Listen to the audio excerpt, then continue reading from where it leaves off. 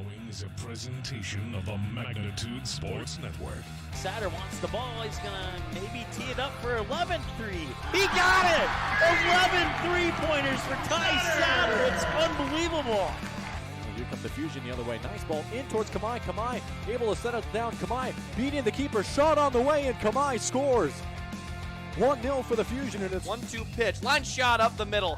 One run will score. Deer rounding third. He's coming to the plate. Verwest, they center in front.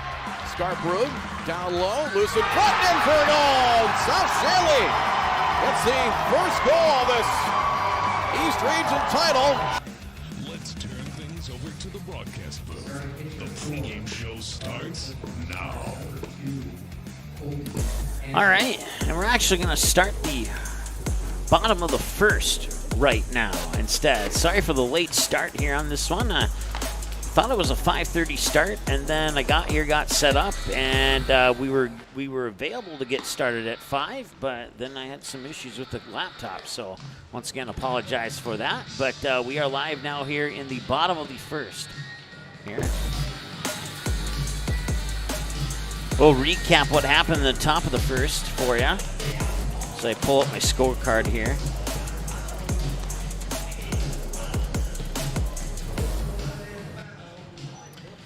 So Kobe Hansen would lead it off with a double to left field to get him on second base. And then Matt Bryant on a 2-1 pitch would hit a shot out into deep right center that would move Matt Bryant to third. And the reason why it moved him to third was because it was a high pop-up. Matt Bryant thought possibly that ball, or I'm sorry, Kobe Hansen would move to third. And Kobe Hansen thought Matt Bryant's ball was possibly going to be caught by the right fielder, but it was not. Then Eli Mock stepped up, and he grounded out. Andre Work would step up, and he would fly out to right field. And then it would be Jackson Ammerman who would get an infield single that would score Matt Bryant from third to make it 1-0.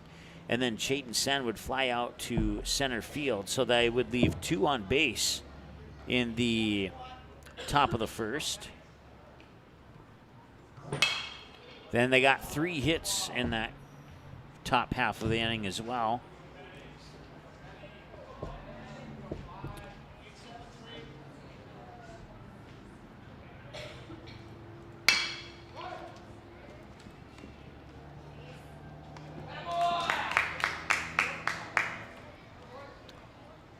Designated hitter number 8, Trey Stewart. And now Easton Penasack was the leadoff batter there for Minot, and he grounded out to second on a 4-3. And now Trey Stewart is the batter, and now we're all caught up, and now you know everything that's happened so far here in this contest. We're going to level out our camera here a little bit. I don't like how that looks.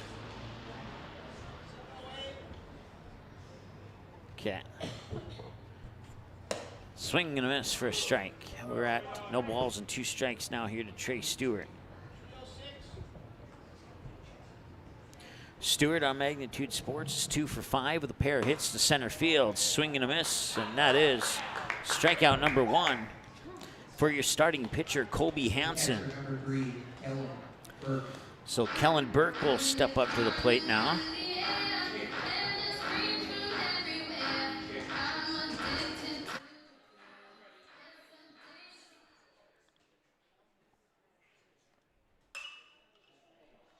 Put the strikeout to the right team. That will drop for a base hit there for Kellen Burke.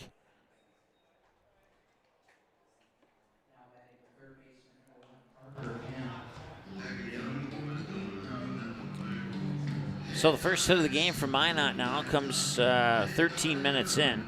Parker Hahn has had some success here on Magnitude Sports. He is 4 for 8, including a 2-run homer to right center field in a game last year against the Stars. I take that back. That was in the game against West Fargo. My apologies. And the pitch is going to miss for a ball. It's 1-0 here to Parker Hahn. Around the bases, you got Malachi Wermeyer catching. You got Andre Work at first, Caleb Christensen at second, Matt Bryant the shortstop, Eli Mock over at third. We'll zoom out just a hair here on our camera as they try the pickoff attempt there on Burke, but he's back in time. So in the outfield, you have Gunnar Jarris in left, Chayton Sen in right, and Jackson Auerman in straightaway center field. Once again, it's Parker Hahn. Morgan Nygaard is on deck here for the Minot Vistas. Hahn's going to go over to left field and into foul territory, and it will drop, and it will be a very long strike. A little over a 300-foot strike there for Parker Hahn.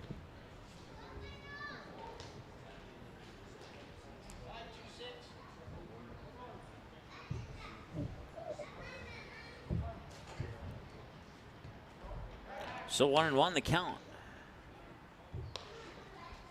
Another pickoff attempt there on Burke, who's standing on first.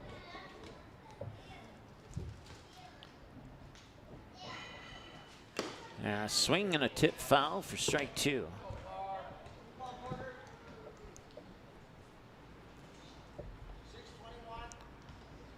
Got a crazy start to the day here. Woke up at 5 a.m. and locked myself out of my place. That took an hour out of my time. That was not expected.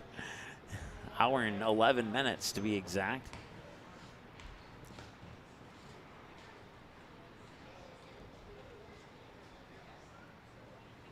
But it was a nice trip up here, listening to some 80s tunes in the car. And then when I arrived here at Corbett Field, they had some 80 tunes cranked as well. So it was a seamless transition. 1-2, swing, and he tipped it foul. So it'll remain 1-2. There are 2 outs. And if Hahn can reach base, it'd be Morgan Nygaard, who's waiting on deck.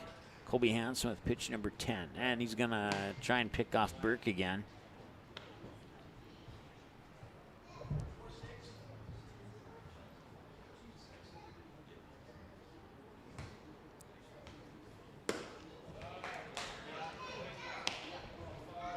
Two and 2 the count. Also at 7 o'clock tonight here on Magnitude Sports, it's the first ever playoff game for the Dakota Fusion soccer team. They're playing Med City. They tied, they played to a draw once, and in the second game, Med City would pick up a 1-0 win. So in the 2 meetings, the 2 teams have scored 3 goals, with Med City up 2-1 in the overall goal scored advantage. But it should be a good contest here. If the Fusion can win that game, they'll go on to play either Duluth FC in Duluth, or if the Minnesota Twin Stars can defeat Duluth, then the Dakota Fusion would host the Twin Stars in Moorhead. So we'll have to wait and see how that develops, if we'll have another game for you this weekend or not. Runner goes on the tip foul, and we stay right at 3 and 2 here.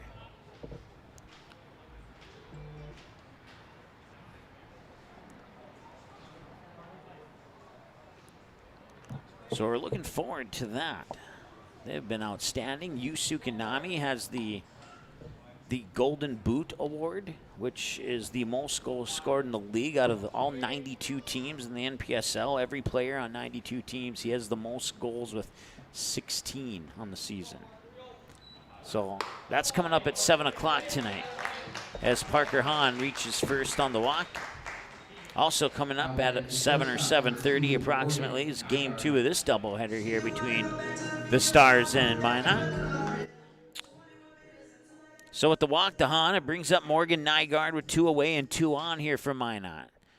They have 1 hit in this inning so far. Fargo got on the board with an RBI double, or an RBI single actually, to score their lone run of the game so far. That run scored by Matt Bryant, who's making his return after missing a few games. It's his first game back after a while, so he's already got a run in his stat book. 0-1 here for Nygaard. And that pitch will miss for a ball. It's 1-1. So once again, the runners on base are Kellen Burke on second, Parker Hahn on first. Colby Hansen, get ready for pitch 16. Swing and a miss, strike 2. And on 16 pitches, 11 of those have found the strike zone. It's 1-2 now here to Nygaard.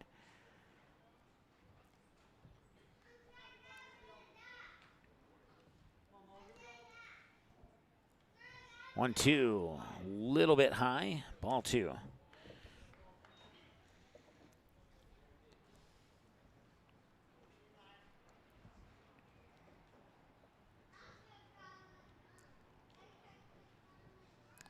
2-2 with 2 outs. And he got it in there for a strikeout to end the inning. They leave 2 stranded just like the Stars did in the top half of the inning.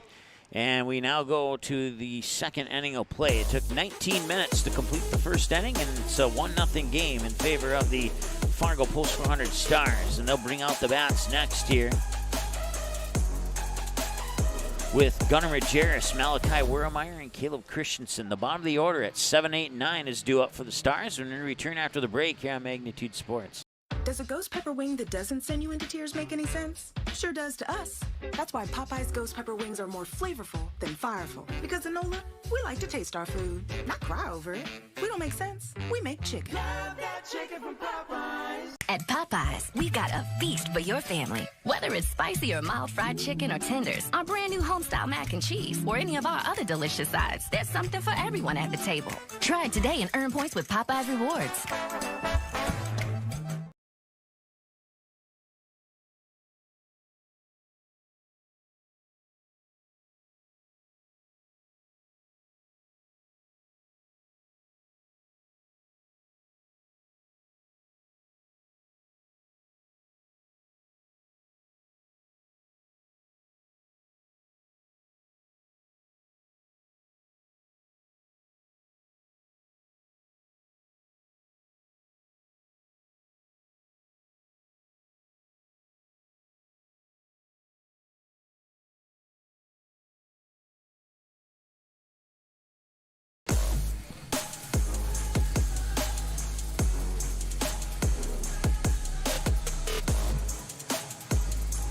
All right, welcome back here to Corbett Field in Minot.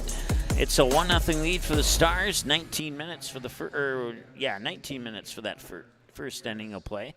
And now Gunnar Majerus will start things off here for the Fargo Post 400 Stars. Once again, they scored that lone run in the bottom of the the top of the first on an RBI single. And that one's going out to right field. It's popped up a little high, and that will do it for out number 1. So 1 pitch, 1 out here in the top of the second. That's pretty good efficiency there for the Minot pitcher. Adam Rodocker is the pitcher. He actually came in the top of the first in relief for, I'm drawing a blank now, Buchanan, I think. He had an issue with his arm. He's, according to the information I was given, he was going to try and deal with it. But then after a couple of base hits by the Stars, the coaches came in and pulled him and put a Rodocker on the mound instead. 1 ball and 1 strike now. The count here to Malachi Wermeyer. And Wermeyer will blast one deep to left, but it is foul. That'll be good for a ball and 2 strikes.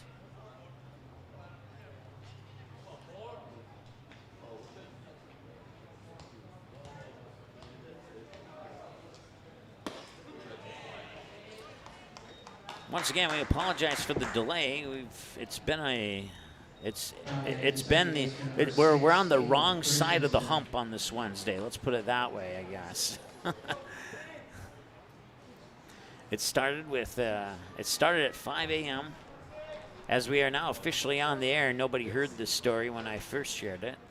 But it started at 5 a.m. with me locking myself out of my own place for about 1 hour. And that's a 4-3 ground out to end the second inning of play, or the top of the second, I should say. So we go to the middle of 2, and I'll try and send you that, finish that story here a little bit later for you here.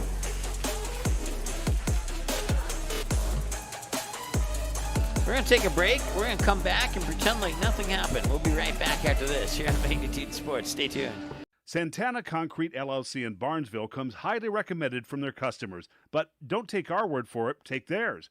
Dan states that the team is polite, friendly, and efficient. Lee tells us that quality work for a fair price is hard to find. Here's Mike from Post 400 Baseball. Santana Concrete did a wonderful job laying the concrete foundation for our new press box. And Jasmine shares they do amazing work. Check them out by searching Santana Concrete LLC on Facebook or call 218-790-6560.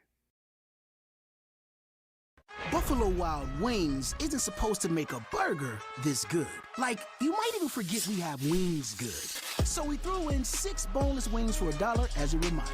Buy any burger, get 6 boneless wings for $1. Only at Buffalo Wild Wings. Abby says she wants to marry a B-Dubs honey barbecue wing. We get the sweet, tangy allure of honey barbecue sauce, but you can't marry a chicken wing. What are you going to serve at the wedding? Their family? 26 sauces and seasonings at Buffalo Wild Wings.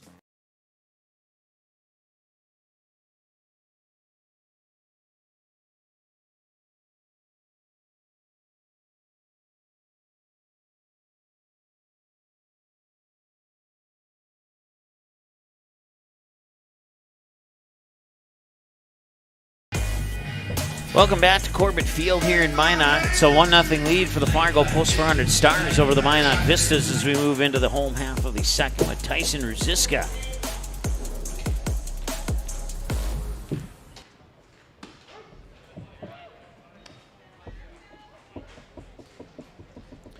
And over the years for Tyson Ruziska, he is 7 for 20 on Magnitude Sports. He has probably the most complete spray chart of any opponent of the Stars or West Fargo Patriots of any player on any opponent's team. This is going to be popped up heading towards Matt Bryant, and he'll be waved off there by Eli Mock, and the pop out to third will record out number 1. Carson Deaver. So out 1 is done. Carson Deaver does not like playing on Magnitude Sports. He's reached base once on an error. Otherwise, it's been ground outs and flyouts for Deaver here on Magnitude Sports. He probably would prefer to not play on our station, but 1 ball, no strikes here to Carson Deaver. Tyler Collins is the scheduled batter on deck. Deaver and Collins represent batters 7 and 8 in the lineup here for the Minot Vistas.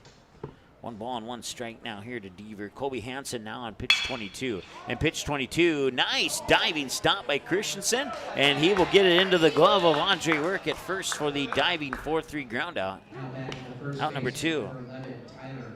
That was a pretty decent play there by Caleb Christensen. And now we'll see if, with 2 outs, if Kobe Hansen can take care of Tyler Collins or not.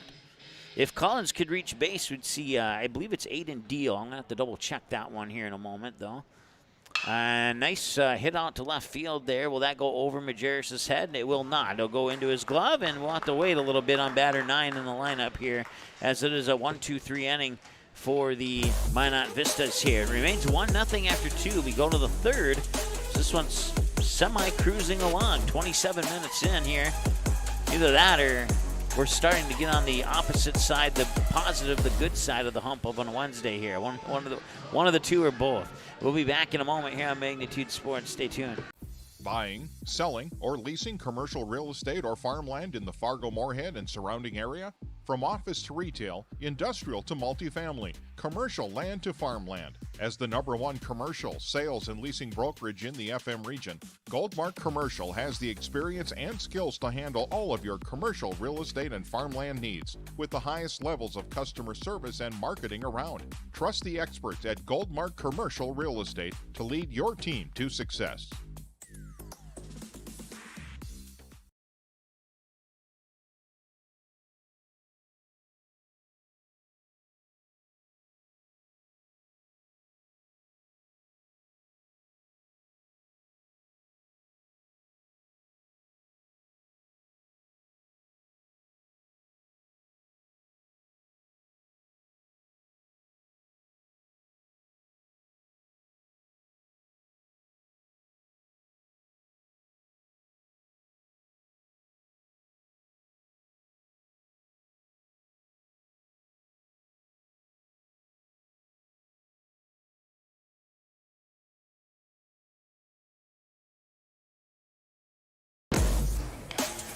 All right, welcome back. It's Colby Hansen at the plate here for the Stars. Back to the top of the order here.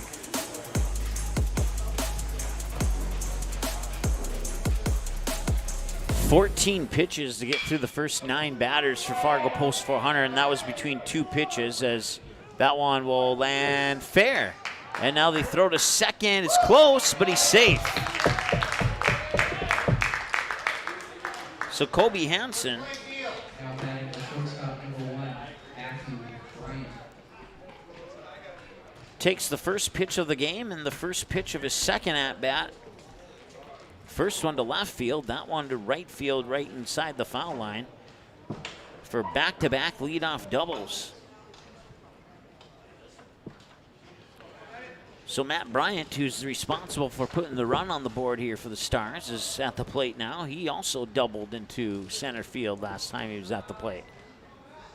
Showing bunt there, pulls it back as the pitch goes outside for a ball. It's 1-0. Eli Mock and Andre Work are the potential next two batters we'll see here in this inning. We'll see Eli Mock for sure. We'll see if we get to Work or not.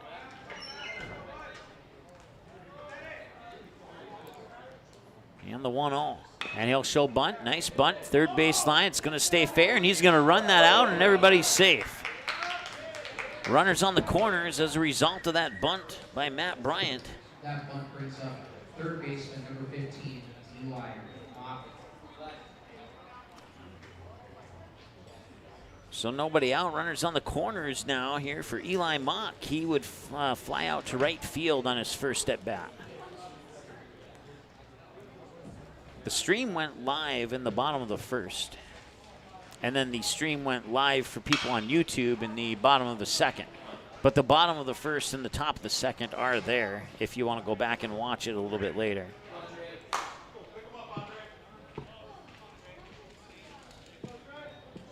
So pop out to the first baseman. We'll keep the runners on the corners. Bring up Andre Work. Fly out on his last at bat. Now batting first baseman, Andre Work.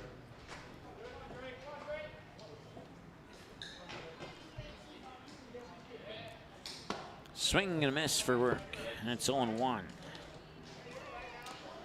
Stars had a game in Williston yesterday that was rescheduled to tomorrow. We'll have that game for you via a remote stream thanks to our friends at Williston Trending Topics. And then we'll also be, and as a result, and thanks to them, we'll be able to bring you the West Fargo Patriots on the road against the Dickinson Rough Riders tomorrow as well. So instead of canceling 2 games, we found a way to keep both of the games on the air for you. 1-1 here to Andre Work.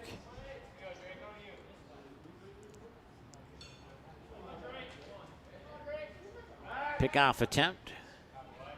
Bounces into the glove of Collins at first. Now we'll say this though, it's our first attempt at a remote stream. I did a couple tests earlier this week. It worked flawlessly. So as long as the camera doesn't go down, you'll be able to watch the game. If the camera goes down, I'm about 7 hours away from fixing it. So actually I won't be that far away, but I'll be far enough away to not be able to help is what I'm trying to say.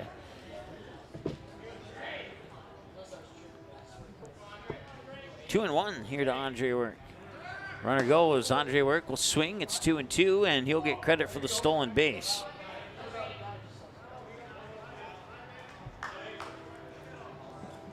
So now base hit could crack this one open early here for the Stars in the top of the third. We're at 32 minutes in.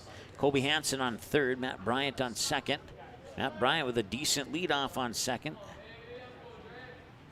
And Andre Work goes to left field, and that will go foul. And we'll just do that over again. We're still at 2-2.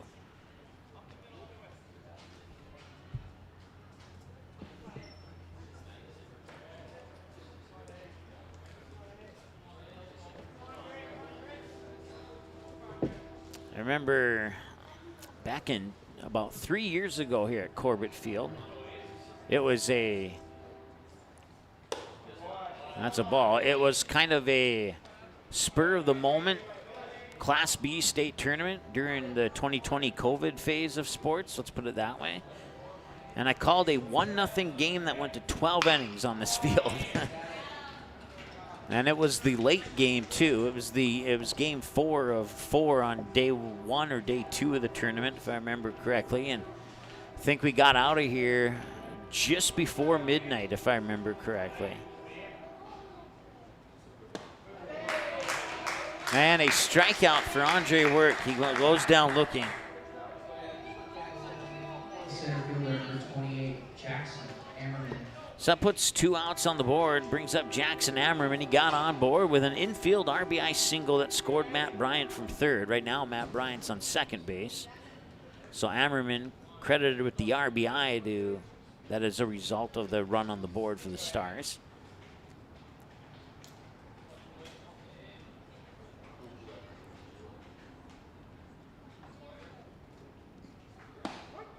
A strike on the outside edge there for Ammerman. Chayton Sen is the batter on deck with 2 outs. If Ammerman can reach, we'd see him next. 0-1 with 2 away. And that one is right into the glove of Morgan Nygaard. For a moment there, thought it was going to slip out of his glove, but a nice job there by Nygaard to keep control of it and record that 3rd out. And every inning, every team is stranded 2 on base. We now go to the bottom of the 3rd. And it'll be the Vistas' turn to come up to bat, as Ammerman will line drive out to the shortstop. And we'll see batters 9, 1, and 2, Aiden Deal, Easton Penisic, and Trey Stewart.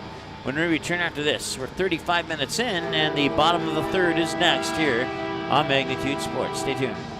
I kind of wonder where to even begin about what I love about Touchmark. It's everything. It's the time with the residents. It's my team. I work with wonderful individuals every single day. I love the people, and my job is to connect with them, and that's a pretty great job to have, that you get to make genuine, real connections with our residents and our team members. It's just the overall community. That is Touchmark. That's what I love. Your full life happens here at Touchmark. Doolittle's Wood-Fired Grill is an experience that ignites your senses, featuring wood-fired rotisserie cooking. Grilling meat over an open flame creates that savory wood-roasted flavor, while the rotisserie rotation results in juicy and succulent meats. Doolittle's even has an outdoor fire pit that creates a relaxing setting to wine and dine for any occasion. Visit DoolittlesRestaurants.com for a full menu or to make a reservation. Doolittle's Wood-Fire Grill, 2112 25th Street South in Fargo, or call ahead at 701-478-2200.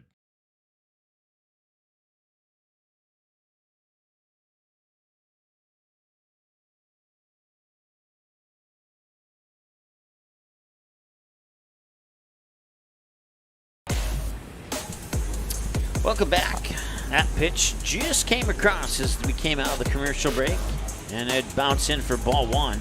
The batter is Aiden Deal.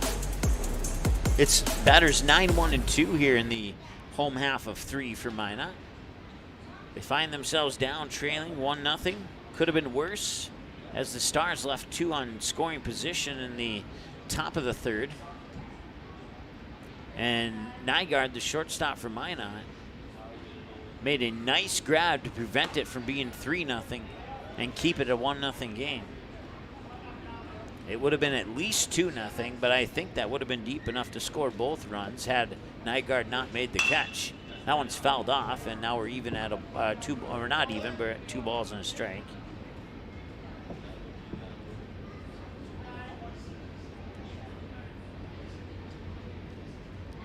Train going through the background. You can barely see it right underneath the American flag in straightaway center field. Kind of similar to the background at the Bismarck Municipal Ballpark, but you can clearly see that train. There's no trees blocking that view.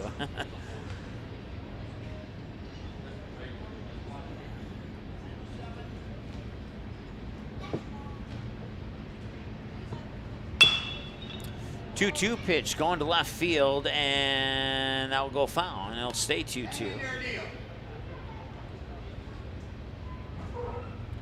Nobody out, nobody on. Colby Hansen, the pitcher, on pitch 28 here. I'm sorry, pitch 29, because that last one was 28. And that will miss, and it's 3 balls and 2 strikes. Full count here to Aiden Deal. Once again, we flip it back to the top of the order with Easton Penisic. And that will happen right now as Deal walks to first. So Penisic grounded out on his first at-bat. Grounded out to second base. As even though we weren't on air when Panasak was batting last, I was keeping track of stats. So I could recap you when we did get back on air. He'll show bunt, pops that bump up, and diving for it is Malachi Wurremeyer, and he makes the catch. Nice job there by Wurremeyer. They'll bring up Trey Stewart.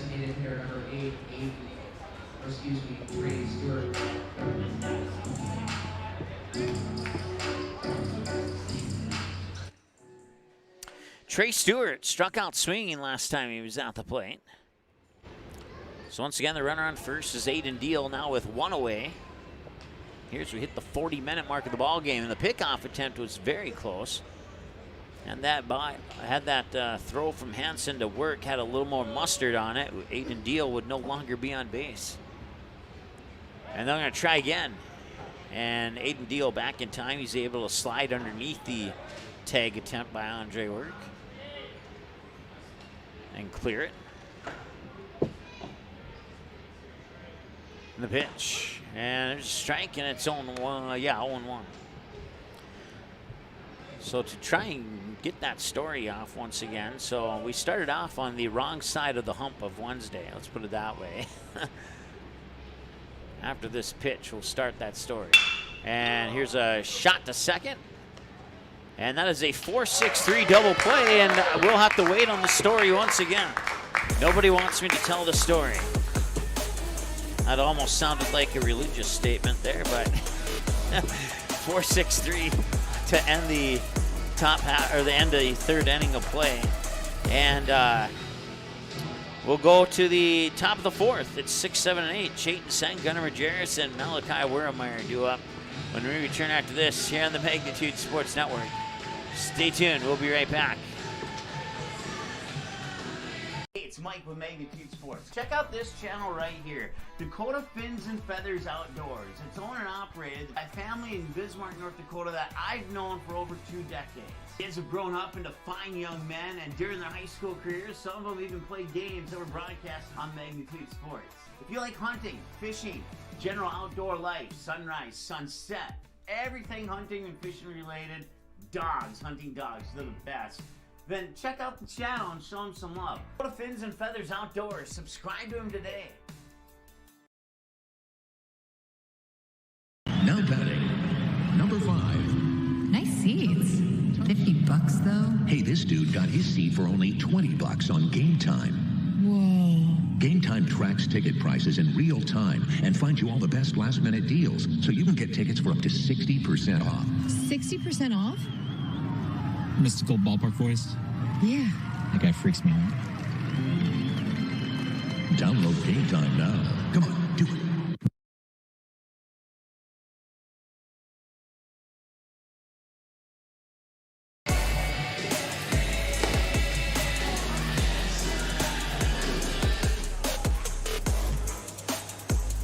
Now back for Fargo, the right fielder, number 9, Chayton Sen.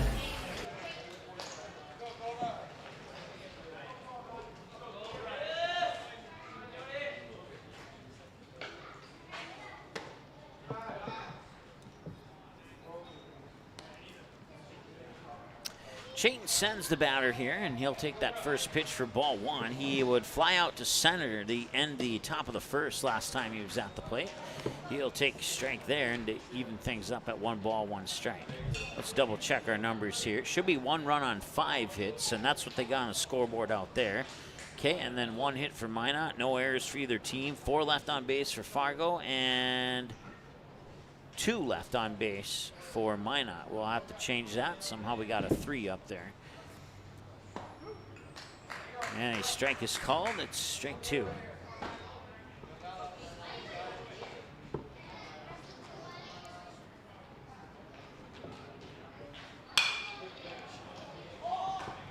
That'll be a pop-up, and that will be taken care of by Collins, the first baseman. So Sen will pop out and bring up Gunnar Majerus. Majerus popped out to the second baseman last time he was at the plate. I'm gonna make another adjustment on our camera here. I just don't like the angle of that. There we go, it's a little bit better. Anybody who knows me knows I care a great deal about the small details. 1 ball, no strike. Nice hit, and another nice diving catch by Nygaard. He's made 2 great catches at that shortstop position here in the first 4 innings. Now batting the catcher number 4, Malachi Wertmeyer.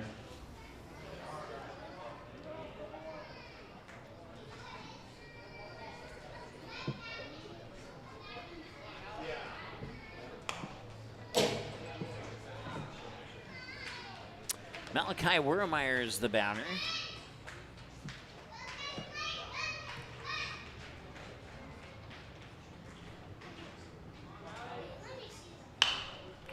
And Wertmeyer popped that one up foul for strike number 2.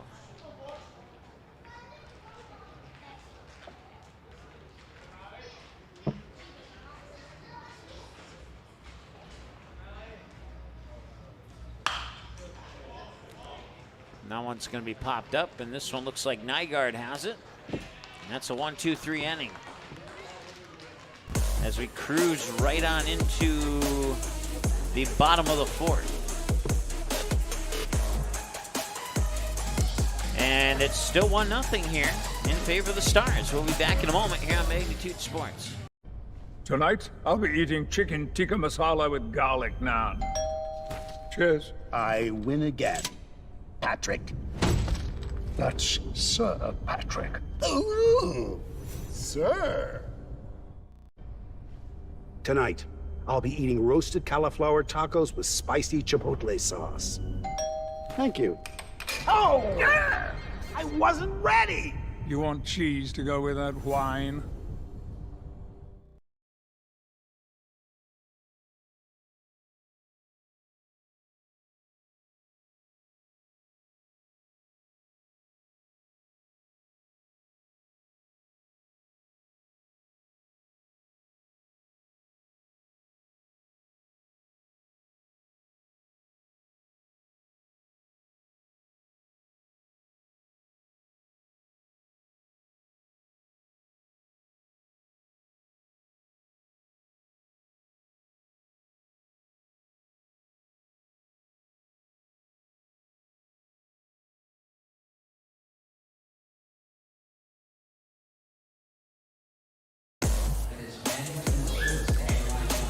All right, welcome back. Now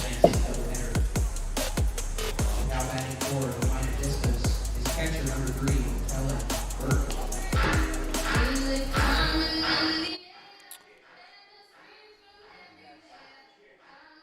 Due up for Minot here, batters 3, 4, and 5. Kellen Burke, Parker Hann, and Morgan Nygaard will be the batters we see for sure this inning, pending changes. And Burke does exactly what he did on his last at-bat. He would single right up the middle there on a diamond cutter into shallow center field.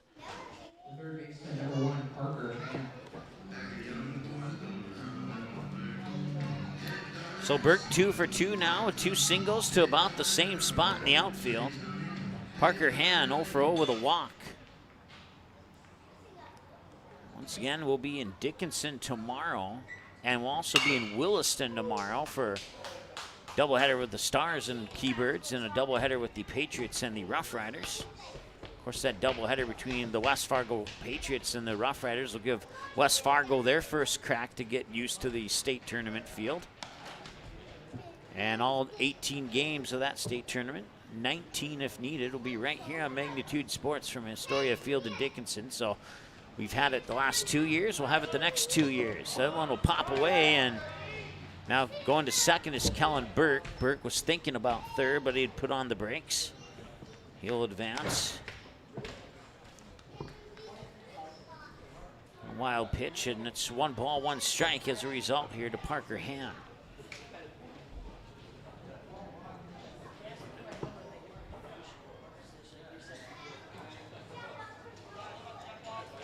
Of course, the Stars already got their shot at Astoria Field earlier this season as they would split in a doubleheader with Dickinson.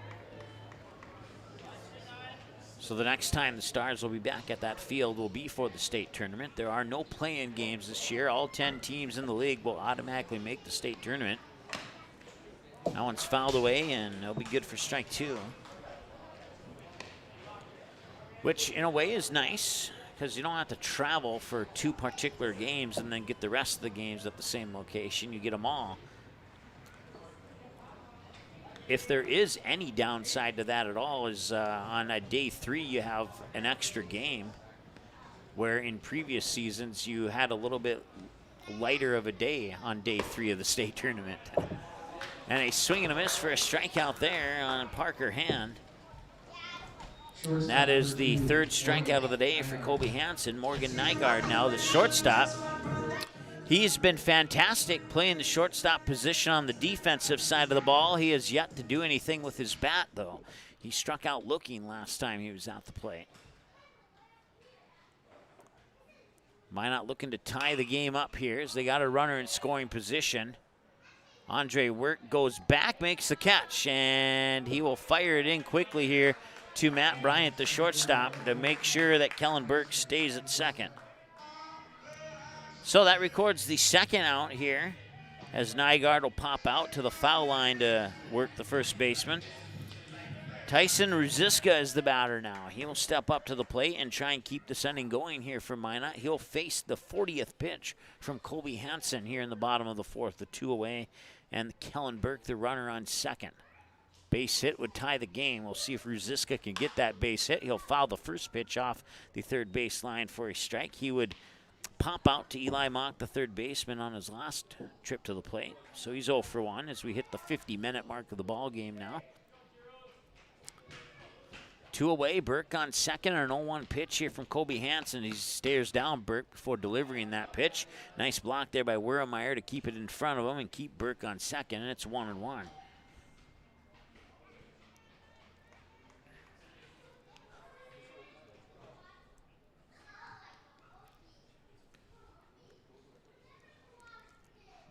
Hansen will take a couple peeks at second, deliver. 1-1, just misses. 2 balls and a strike.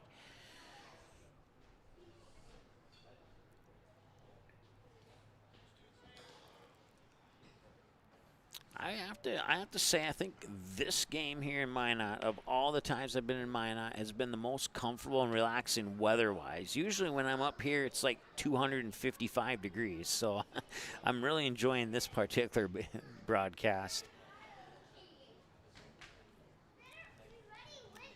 3-1 the count here to Ruziska. And it's high, and he'll walk him. I'll put 2 runners on, and they'll bring up Carson Deaver.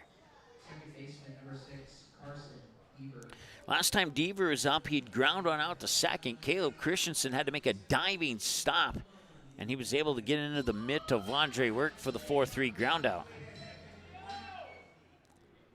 So for Minot, we've seen some fantastic plays from the shortstop, and for the Stars, we've seen a couple fantastic plays from their second baseman. And here's another one to second. He'll ignore the runner at second, take the easy out at first. That will strand 2 as Deaver will ground out.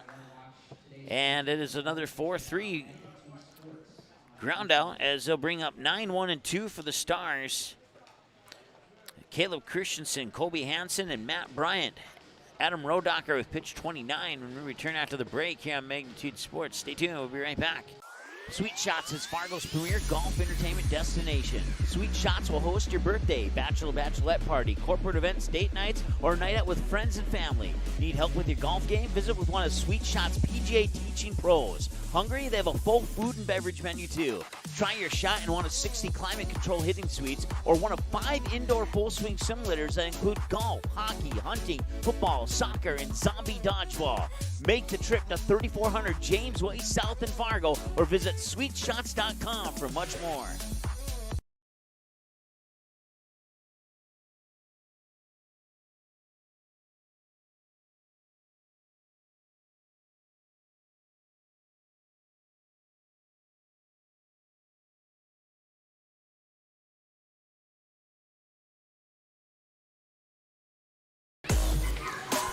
Top of the 5th, and we're 53 minutes in, averaging just over 10 minutes an inning. This game's cruising along. The only run in the top of the 1st so far, scoreless since then. Minot does have a second hit on the board there. Let's add that really quick. Second baseman, number 6, Caleb Christensen.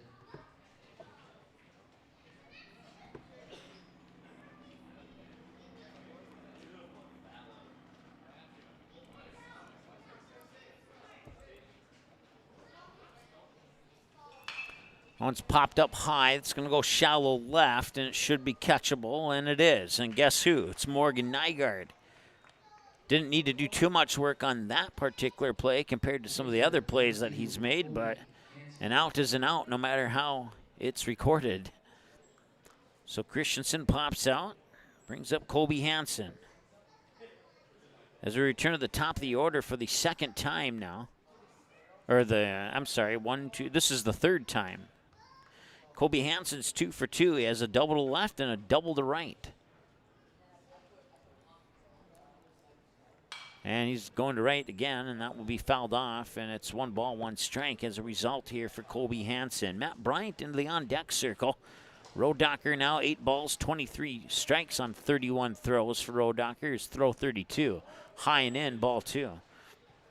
But still a pretty good split on the ball strikes there.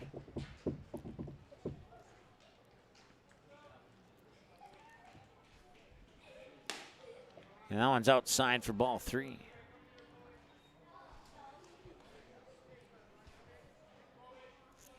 One away, nobody on. 3 balls and a strike. Matt Bryant on deck and Kobe Hansen on first. Matt Bryant's also 2 for 2. He got a double to center field, and then he got a bunt single down the third base line that pushed his teammate to third, and he got on safely. He placed it nicely down that third base line. Third baseman Parker Hand was not playing up on that particular play, and it was placed just in the right spot to allow Matt Bryant to cruise up to first base. This pitch will miss for a ball. It's 1-0.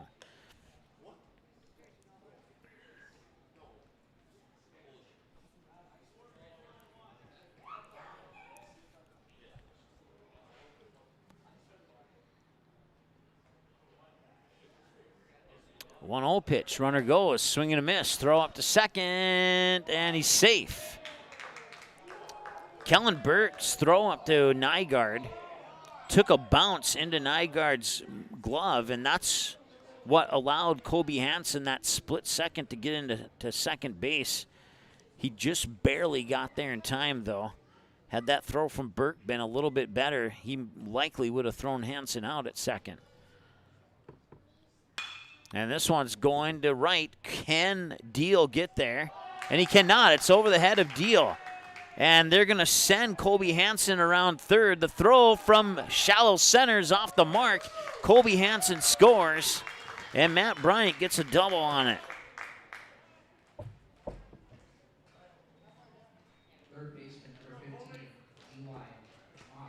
So Eli Mock steps up to the plate with his team leading 2-0 now. 1 out. And runner on second is Matt Bryant.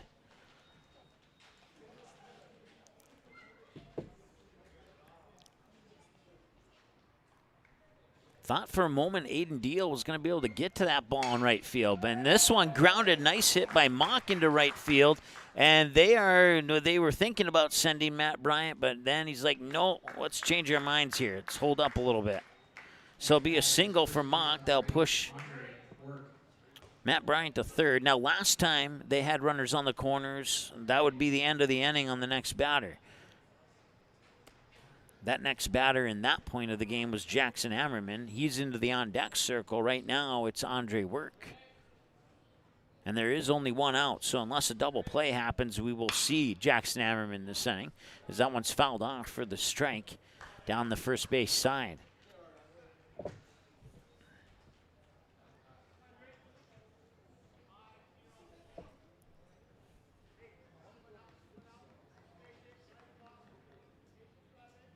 Stars come into this one with 28 wins and 31 losses. The Minot Vistas 22-9, their record coming into game 1 of this doubleheader. The Vistas picked up a pair of wins against Williston about 48 hours ago.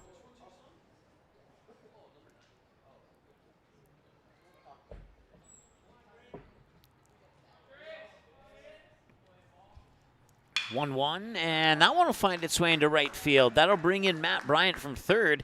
Eli Mock's going to head into third. The throw is there, and it's off the mark.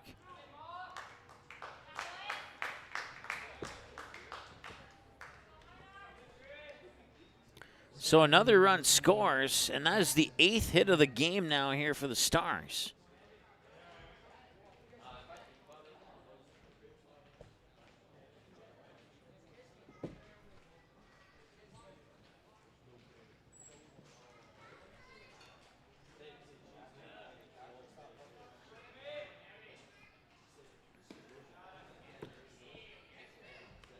And that pitch will come in for a ball. It's Jackson Hammerman, 1 for 2. He's infield single, infield RBI single. And then he hit that line drive smash into the glove of Morgan Nygaard, who had to juggle it on the tip of his glove to secure the catch last time he was at the plate. 1 ball, 1 strike as we hit the 1 hour mark of this ball game now here in the top of the 5th. Rodacker with pitch 41. Check that. Pitch 42 coming up here. 1 ball, 1 strike, 1 out. 2 runners on, second and third. And now strike 2 delivered to Ammerman.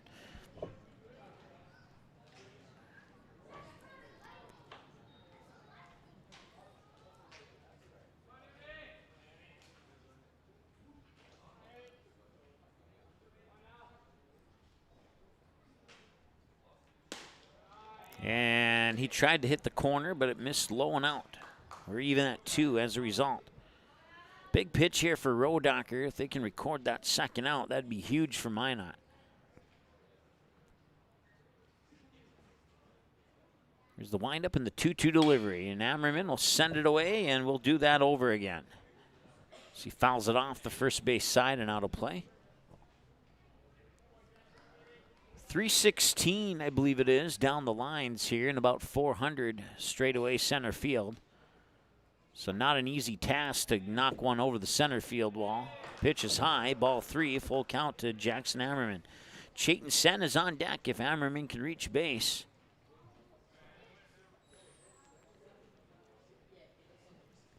And Ammerman will not reach base. He will get thrown out, and the runners stay put at second and third. That's out number 2.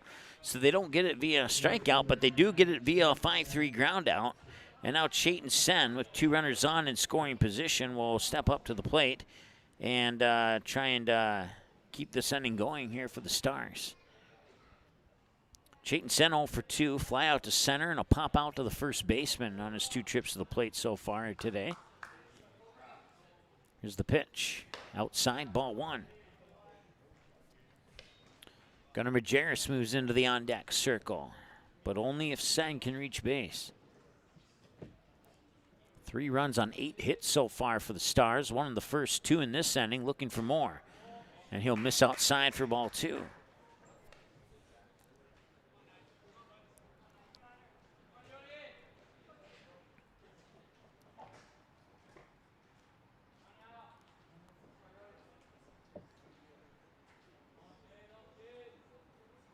Swing and a miss. It was a good pitch to swing at there, but Rodacker was able to put it just beyond the outstretched stretch of Sen's bat. If that's what I meant to say, I'm not sure, but you know what I was going at. Swing and a miss, and that will take care of the top of the 5th. They'll leave 2 more stranded on base. That seems to be a common theme here in this one here, and it'll bring up 8, 9, and 1 for Minot. Collins, Deal, and Penasac. When we return after this, Kobe Hansen with pitch 46 right after the break here on the Magnitude Sports Network. We'll be right back.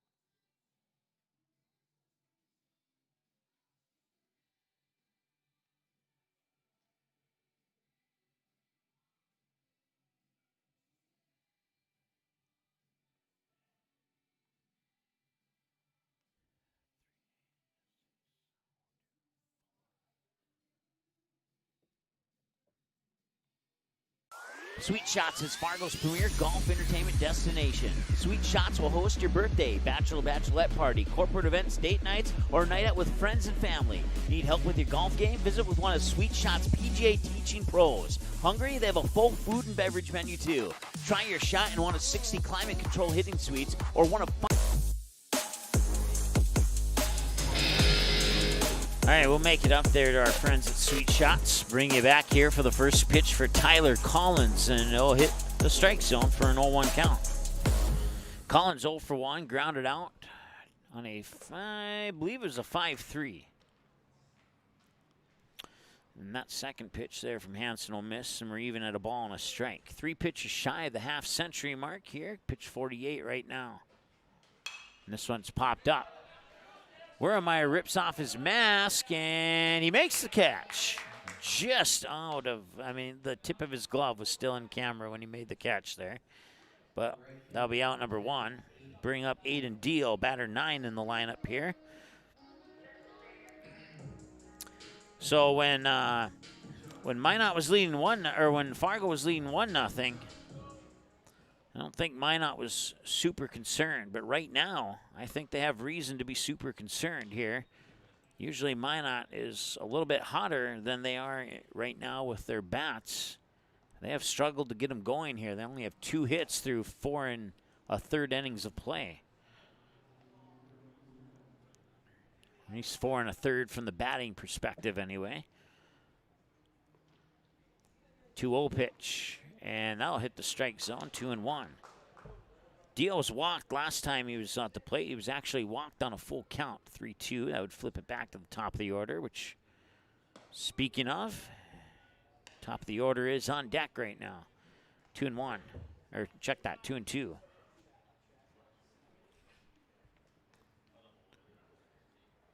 And this one, a high chopper. Christensen on 1 bounce, fires it over to work, and that will do for outs 1 and 2. 4-3 ground out. And bring up Easton Panasak.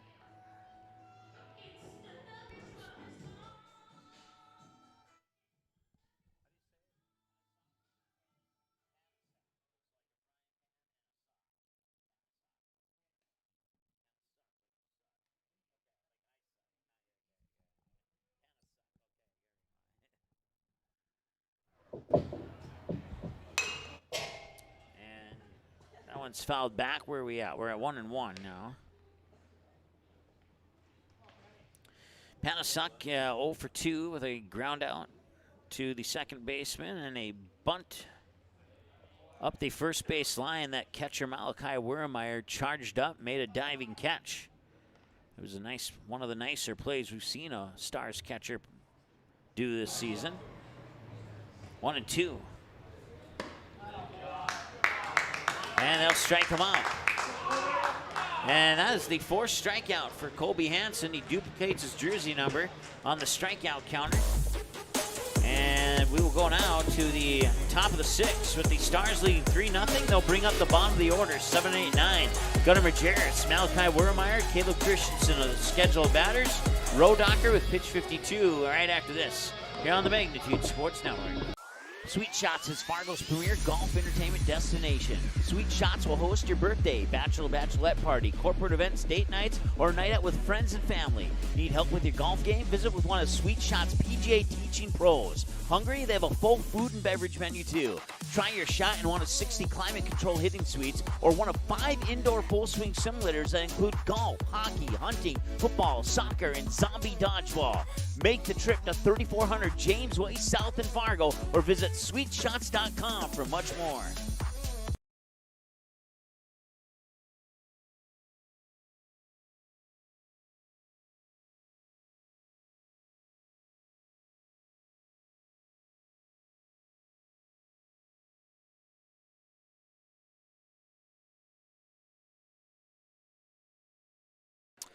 All right, welcome back. Since we didn't have a pregame show, let's quickly take a look at the standings. Once again, Fargo Post 2 still at the top with the Vistas right behind them, 2 games back. West Fargo Patriots 3 games back. Governors 5, Dickinson 5, Jamestown 5, the Chiefs 5, 4 teams, 5 games back of the number 1 spot. Those top 7 spots could be interesting here as the season starts to approach its conclusion. Gunnar Majerus now took the first pitch for a ball. And a little dribbler right back to Rodocker and an underhand toss to Collins for out number 1. So that is a 1-3 ground out into the books if you're scoring at home. Malachi Wermeyer will be the batter now here. He's 0 for 2. He has a ground out to second and a pop out. Or I'm sorry, he has a ground out to short and a pop out to short.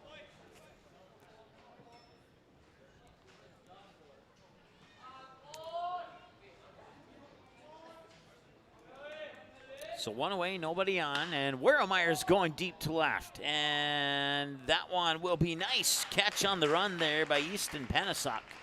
Second baseman number 6, Caleb Christensen. And I'll get it right. In the first 5 innings, I got the first half of his name right. And the last half of it wrong. And now here in the 6th, I get the first part wrong and the last part right. So I'll get it right. I still got 8 innings potentially to go. And this one's going to be an out to left field as well. And that will do it. That inning, I think, lasted longer than that inning was shorter than our last commercial break, I think. And we'll be back in a moment here on the Magnitude Sports Network.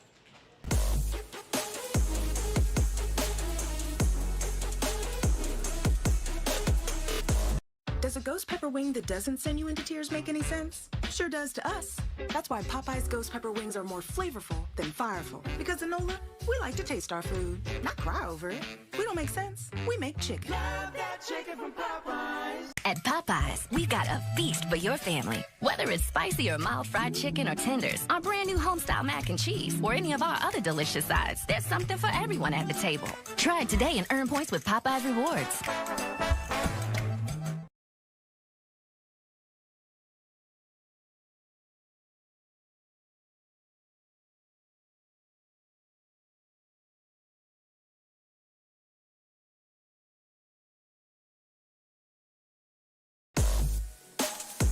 Welcome back as we go to the bottom of the 6th here at Corbett Field here in Minot. The bottom of the 6th, and we're at an hour and 11 minutes. I like that. I really do. I love that. You know, it's not necessarily high scoring, but it's still a pretty decent baseball game considering that the Stars are up 3-0, and in most circumstances, a 3-0 ball game would be a little more boring than this one is. So, but this one's cruising like a jet airplane from Fargo to Denver.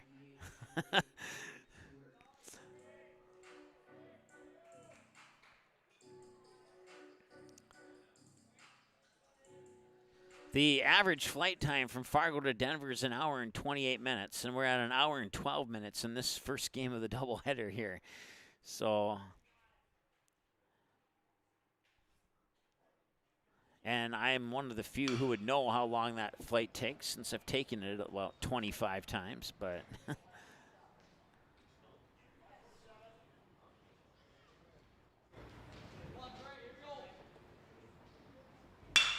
that one will be a base hit into center field for Trey Stewart. And they get their 4th hit of the game. Now batting the catcher number 3, Kellen Burke. We'll see if Kellen Burke can keep it together. He's had a good day so far. He's had a pair of singles right in the same spot, up the middle into shallow center field.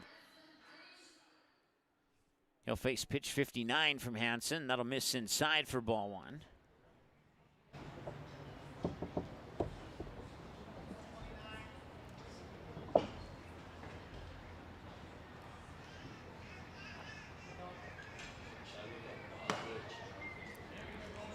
That one will miss for ball 2, so 2 balls and no strikes.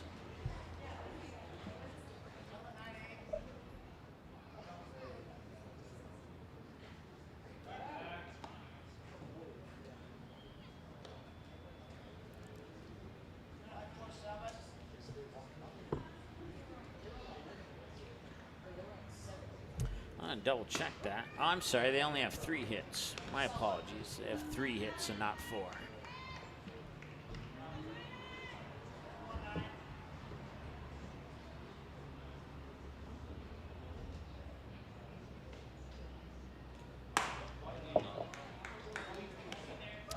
Two balls and a strike to Kellen Burke. Parker Hand is on deck. Once again, Trey Stewart's the runner on first. And the 3-1 will miss and walk him. I'll put 2 runners on.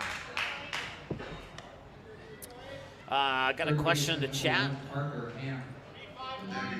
Says with the weather that came through yesterday, what does the broadcast schedule look like now? Great question. The broadcast schedule, thankfully, is not changed. I mean, the games have been moved around, but we haven't been able to cancel anything. And we have tonight's doubleheader here. Tomorrow, the Stars will play in Williston, and that game can be seen on Magnitude Sports. And we'll also be in Dickinson for the Rough Riders and the West Fargo Patriots tomorrow. And I think that's all we have tomorrow, unless I'm forgetting about something. If you go to our website right now, magnitudesn.com, it says that tomorrow's games are pending. They're no longer pending. I just haven't had time to change the website. So they will both be on the air.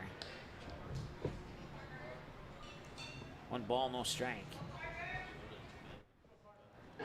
Here to Parker Hand. 0 for 1 with a walk and a strikeout swinging, Parker Hand. Pitch 65 from Hansen here. Runner on is Kellen Burke on first, Trey Stewart on second. The pitch. Hit well right field. That's going to go past Chayton Sen all the way to the wall, and that could score a run here. Will Trey Stewart round third? He will. And holding up at third is Kellen Burke. So now it's now 3-1 on the RBI double for Parker Hand to right field. The shortstop, number 2, Oregon. So that puts runners on second and third here for Minot. And 1 swing of the bat by Morgan Nygaard could tie this game up at 3. Nobody out. That's the big thing right now. And here comes Coach Fichtner and the rest of the Stars to the mound. And this visit to the mound is brought to you by the Marsh McLennan Agency of Fargo. You can visit them online at their website. You can find their website by typing in www.marshmaa.com. Let me try that again, marshmma.com. To learn about the services they can provide for you in the Fargo, West Fargo, Moorhead, and surrounding area. Once again, this visit to the mound for the Post 400 Stars has been presented to you by the Marsh McLennan Agency of Fargo, online at marshmma.com. 3-1, nobody out, and I'm sure that was part of the conversation there on that Marsh McLennan Agency visit to the mound. And now we'll see if Kobe Hansen can, A, get an out, or maybe get him to ground into a positional player. And looked like Burke was trying to take off there. And a strike is delivered. And it's 0-1 here to Morgan Nygaard. Nygaard's 0 for 2. He struck out looking his first time up. He'd pop out to Andre Work on the foul line on his most recent trip to the plate. Here's the 0-1. And a calm pitch. Got it in there. Oh, he didn't get it in there for strike 2. Interesting. All right. We'll go with a 1-1 count then. I thought he got it in there on that inside edge, but the home plate umpire thought otherwise, and that's okay. 1-1 the count. Well, I guess depending on who you're cheering for, maybe you may have a different. That one deflected off the glove of Kobe Hansen into center field. 1 run will score, Kellen Burke. They'll hold up Parker Hand at third. And had Kobe Hansen not deflected that with his glove, it would be 3-3 right now.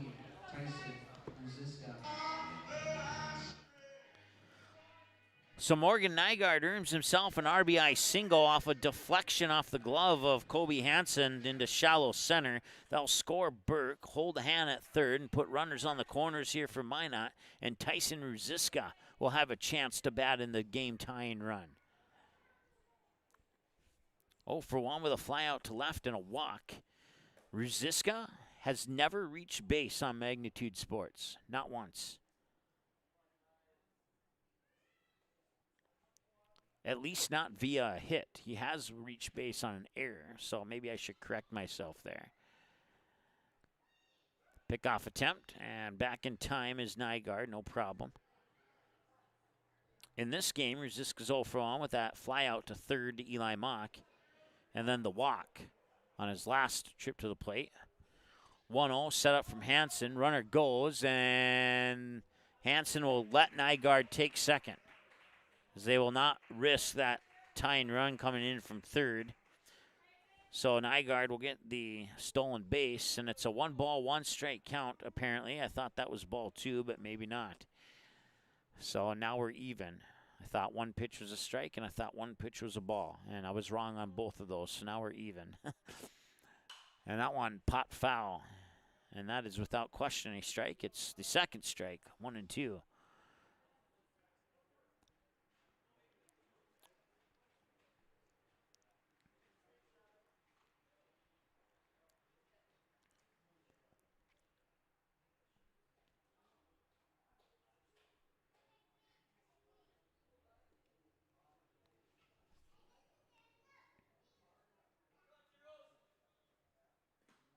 Pitch is a little bit low. Wermeyer able to block it and keep it in front of him. As Parker Hahn thought about coming home. Han, excuse me. 2 balls and 2 strikes now to Ruziska. Still nobody out. Can Hansen get his 5th strikeout here?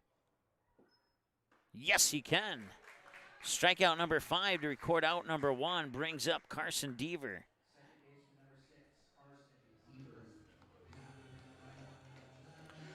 1 hour and 21 minutes, which means our friends are almost to Denver now. I think this has been the longest half inning of the entire game, to be honest with you.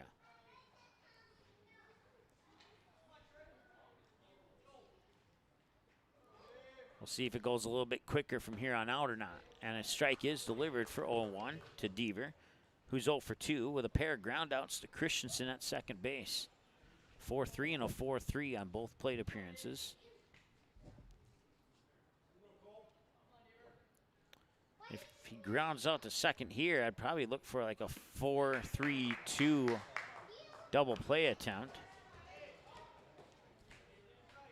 If the ball were to be hit towards second, it would likely be a throw out at first. And Han would have to act quickly if he wanted to come home and score. Once again, that's just one of a whole bunch of scenarios that could happen here. 0-2. Swan fouled at the plate and right off his ankle, and that cannot be pleasant. That definitely stings a little bit. And sting a little bit might be an understatement. 1 hour and 22 minutes now. 0-2 count here to Deaver. Tyler Collins is the batter on deck if Deaver can reach base without a double play happening.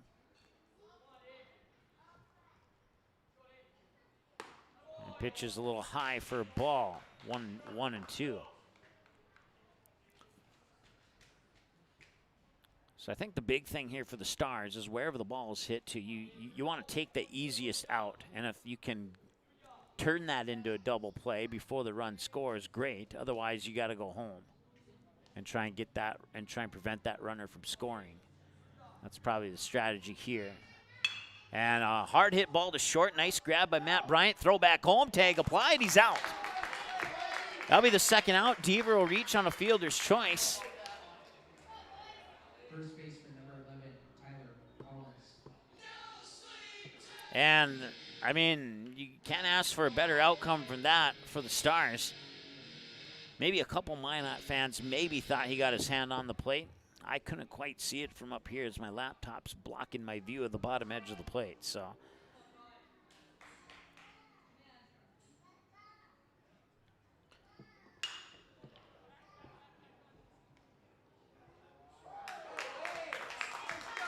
And now the flyout will end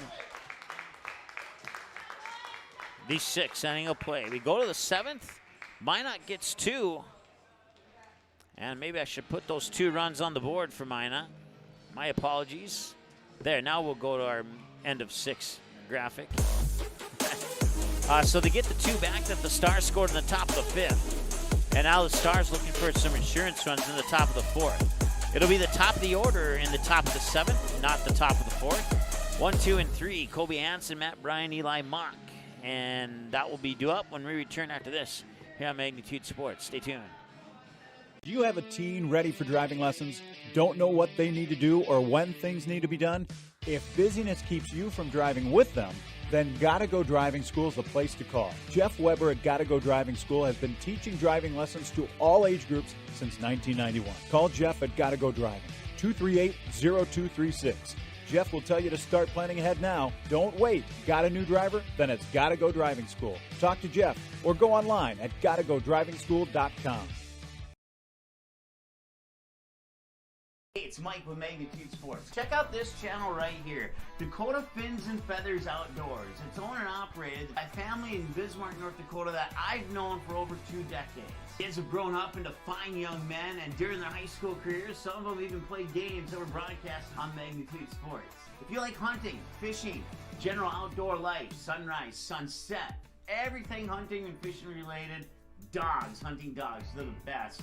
Then check out the channel and show them some love. Go to Fins and Feathers Outdoors. Subscribe to them today.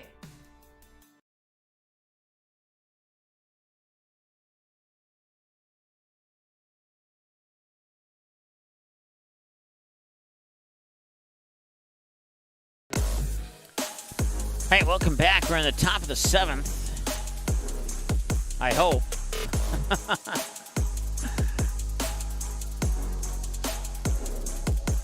Looks like we might have an issue with our laptop, but I'm going to go on and hope that there's no issue. And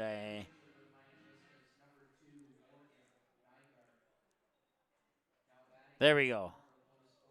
There's something wrong, but I'm not going to touch anything, and we're going to get through the 7th inning of play here. I know it doesn't look like that way to you at home, but trust me, something looks odd here.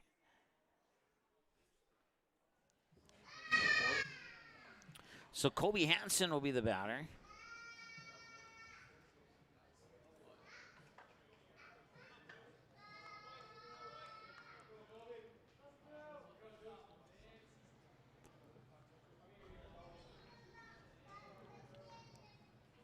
Swing and a miss. Well, actually, not really a miss. You'd foul it back, and it's 0-1 anyway. Just as if it was a swing and a miss. Kobe Hansen 2 for 2, pair of doubles, 1 to left, 1 to right. He was walked last time he was at the plate. This is his 4th plate appearance in this first game of the doubleheader. He'll foul this one away for strike 2, and he's down 0-2 quickly. And the scoreboard has gone out here, but our scoreboard's still working. It's 3-2 here in the top of the 7th. No balls and 2 strikes to count here to Kobe Hansen. And the pitch, and now the scoreboard's back on, and the pitch is high for a ball. It's 1 ball and 2 strikes.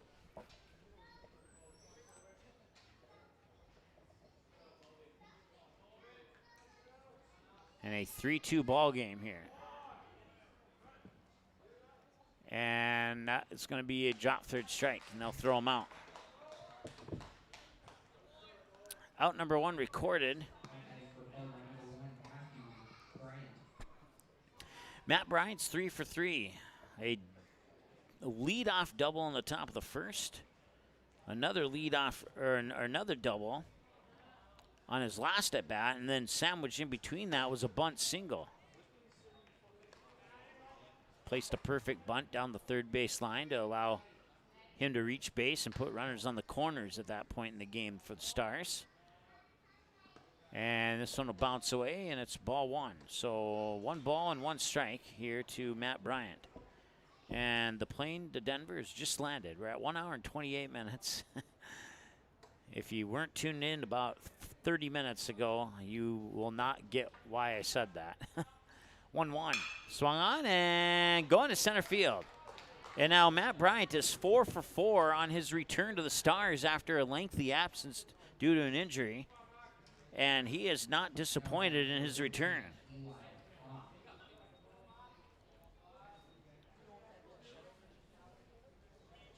That's the 9th hit of the game here for the Stars. Puts a runner on. Brings up Eli Mock. He's 1 for 3. Fly out to right, a fly out to the first baseman, and then he got a single to right last time he was at the plate. Here's the pitch, and I'll miss for a ball, right? Yes, okay, 1-0.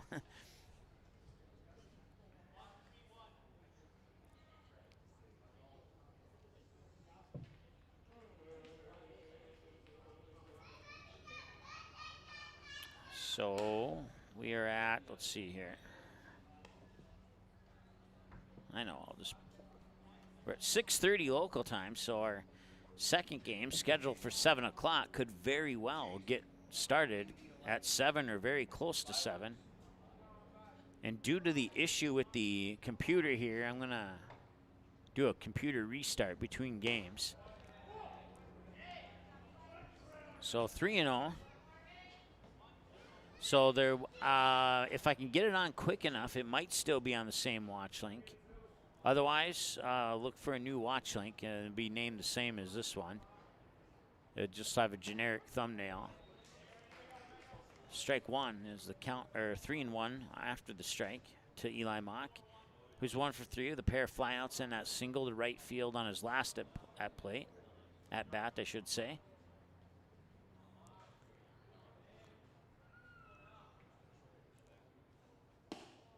And a walk. Puts 2 runners on.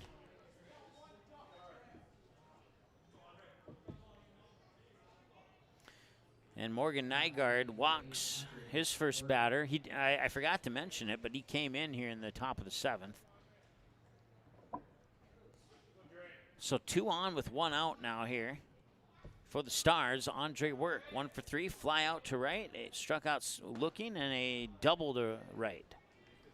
I believe he got credit for an RBI on that double too, if I remember correctly here. Let's take a look. Yes, he did, yep. So he has an RBI double on his last at bat. And if it wasn't for Andre Work's last at bat, we'd be tied at 2-2 right now. There's a strike, and it's 1-1 to Andre Work. Jackson Ammerman awaits in the wings on deck here. 1 out. If no double plays happen, we'll see him for sure next. 1-1, Andre Work looking for a pitch of his dreams here. We'll see if Nygaard will provide it. And no, that one's going to be low, and it's ball 2. We know that Work has some pop in his bat here for a number 4 hitter, which is why he's in the 4 spot. He has shuffled around the lineup on occasion throughout the season. Been batted as low as 8. To the best of my memory. But he's usually in the top 4. And he's right at 4 today, playing that cleanup hitter spot. 2-2 on the foul tip by Work.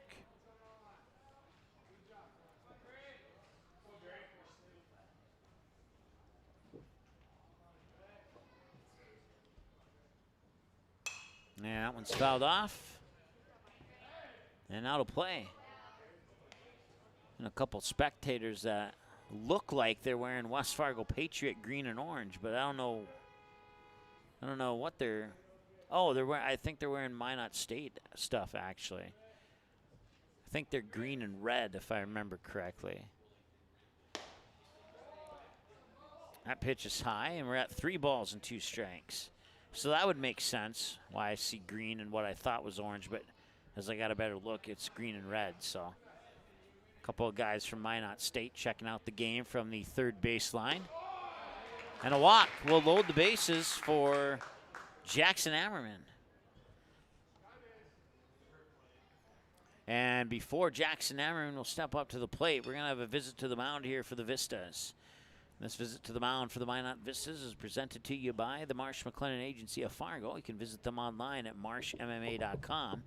to learn about the services they can provide for you in the Fargo, Moorhead, West Fargo, and surrounding area. Once again, their website is marshmma.com. And this visit to the mound for the Minot Vistas has been presented to you by the Marsh McLennan Agency of Fargo. 3 set. We're at 1:33. Time of the game right now. We're in the top of the 7th with 1 away, and the base is loaded. Matt Bryant on third, Eli Mock on second, Andre Work at first base. Jackson Ammerman is the batter who will be facing off here against Nygaard after the visit to the mound concludes.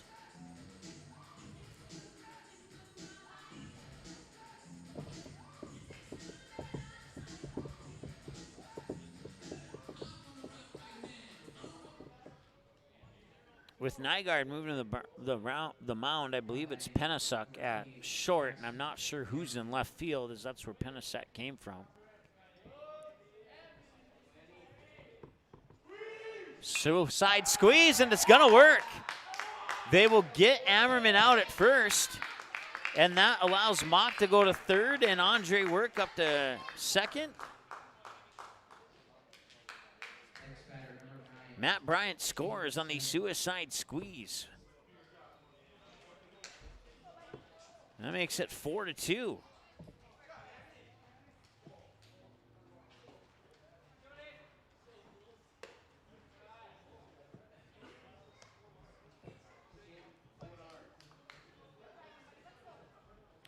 Jackson Ammerman placed that perfectly. All you got to do is punch it right up the middle towards the pitcher to allow that runner from third to come in, and that's exactly what he did. I'll be honest, I was not expecting that. And now here's a base hit. They'll score Eli Mock from third. They'll pump the brakes on Andre Work at third.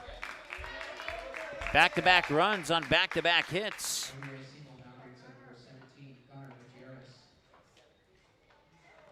Chayton Sen was 0 for 3, and now he has himself an RBI single. So that puts runners on the corners with 2 outs. 5 runs on 10 hits for the Stars. Gunnar Majerus 0 for 3. Fly out to the second baseman, a fly out to the shortstop, and a ground out to the pitcher. A strike there for an 0-1 count to Majerus. Malachi Wermeyer is on deck if Majerus can reach base. 0-1, runners on the corners, 2 away, and a 3-run advantage here for the Stars in the top of the 7th. And they have... And now he gets hit. Now load the bases via a hit by a pitch and bring up Malachi Wermeyer. And things just simply not going right at the moment here for the Minot Vistas. The good news, though, if you're a Minot fan, is there's 2 outs on the board. So it's not as concerning with the bases loaded as it would be, say, bases loaded with 0 outs or even 1 out. Bases loaded with 2 outs is a little bit more manageable position as long as you can put your pitches in the right spot. But one bad pitch and it's a disaster. That pitch will not be a disaster pitch, but it will be outside for a ball, and it's 1-0.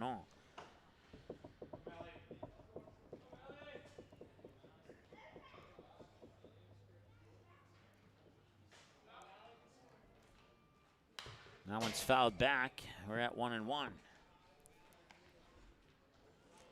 If you're chiming in on the chat, that's one of the things not working right now, so I apologize for not responding to you.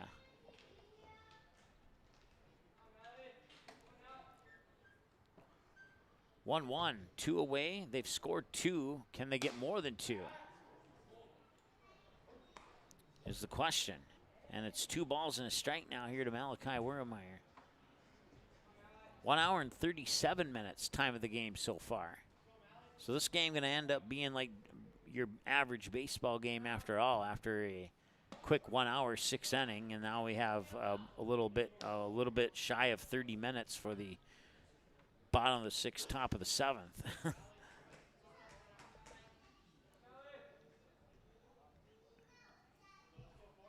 Two, big pitch here for Nygaard. He'll wind up and deliver. Swing and a miss. And Nygaard will leave the bases loaded here for the Stars, but the Stars do get 3 across, or check that, 2 across. And they will leave 3 on base for a total of 9, I believe. Yep, total of 9. And now due up here for Minot in the bottom of the 7th. It is going to be Aiden Deal, Easton Panasuk, and and Trey Stewart. Batters 9, 1, and 2, pending changes. And it looks like Kobe Hansen's going back onto the mound. He's going to try and finish this one out here when we return after this here on Magnitude Sports. Stay tuned. We'll be right back. Buffalo Wild Wings isn't supposed to make a burger this good. Like, you might even forget we have wings good. So we threw in 6 boneless wings for $1 as a reminder. Buy any burger, get 6 boneless wings for $1. Only at Buffalo Wild Wings. Abby says she wants to marry a B-Dubs honey barbecue wing. We get the sweet, tangy allure of honey barbecue sauce, but you can't marry a chicken wing. What are you going to serve at the wedding? Their family? 26 sauces and seasonings at Buffalo Wild Wings. Does a ghost pepper wing that doesn't send you into tears make any sense? Sure does to us. That's why Popeye's ghost pepper wings are more flavorful than fireful. Because in NOLA, we like to taste our food, not cry over it. We don't make sense. We make chicken. Love that chicken from Popeyes. At Popeyes, we've got a feast for your family. Welcome back. An hour and 40 minutes. Time of the game so far. Stars have the 5-2 lead. They score 1 in the first, 2 in the second to take, so let's try that again. 1 in the first, 2 in the fifth to take a 3-0 lead. Minot responds in the bottom of the sixth to make it 3-2. Fargo post 100 Stars get both of those runs back in the top of the seventh, with one of them coming on a perfect suicide squeeze play. And that suicide squeeze could potentially be the play of the game in this one here, depending on how the bottom of the seventh turns out. 1 ball, 1 strike now here to Aiden Deal. Batter 9 in the lineup. Once again, it's batters 9, 1, and 2. Deal's 0 for 1. He walked and grounded out to second. And swing and miss here for strike 2. So those guys that I thought were from Minot State earlier, with the green and orange, that I later changed to green and red, they're actually the head honchos here for Minot Parks, is what I was told. And they are checking out the game from just beyond the third base line there by the Bavaria party play, whatever that is, party patio. There we go. 1 ball and 2 strikes. The count now here to Aiden Deals. He'll foul that one away. And it'll remain 1-2. And the pitch, swing and a miss, and he gets him, struck out. Kobe Hansen with strikeout number 6 now here. And now Easton Panasuk. And it took till the bottom of the seventh to say it correctly from front to back. Don't know if I'll get another chance to say it in game 1 here, but. And that pitch is a little bit high for a ball. 1-0 as his walk-up music was the extended version. And now we got our chat back. We got everything back. It just magically popped back onto the screen. That one's popped up. Speaking of things popping, that'll be popped up foul for strike 1. Kobe Hansen, this will be his 85th pitch according to my numbers unofficially. Here's the 1-1 delivery. And it's just a hair high for ball 2. So Stars in a good position here to steal one from Minot on their home field, and we'll see how game 2 goes. And that one is apparently just a hair high as well, and it's 3-1.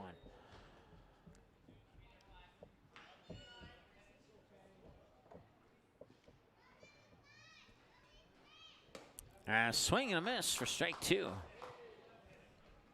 1 away. We'll see if Hansen can record strikeout 7 to put that second out on the board here on pitch 88. And that's going to be low, and it's going to walk him. So runner on first. And now Trey Stewart's 1 for 3. Struck out swinging, a fly out to the second baseman, and a single to shallow right.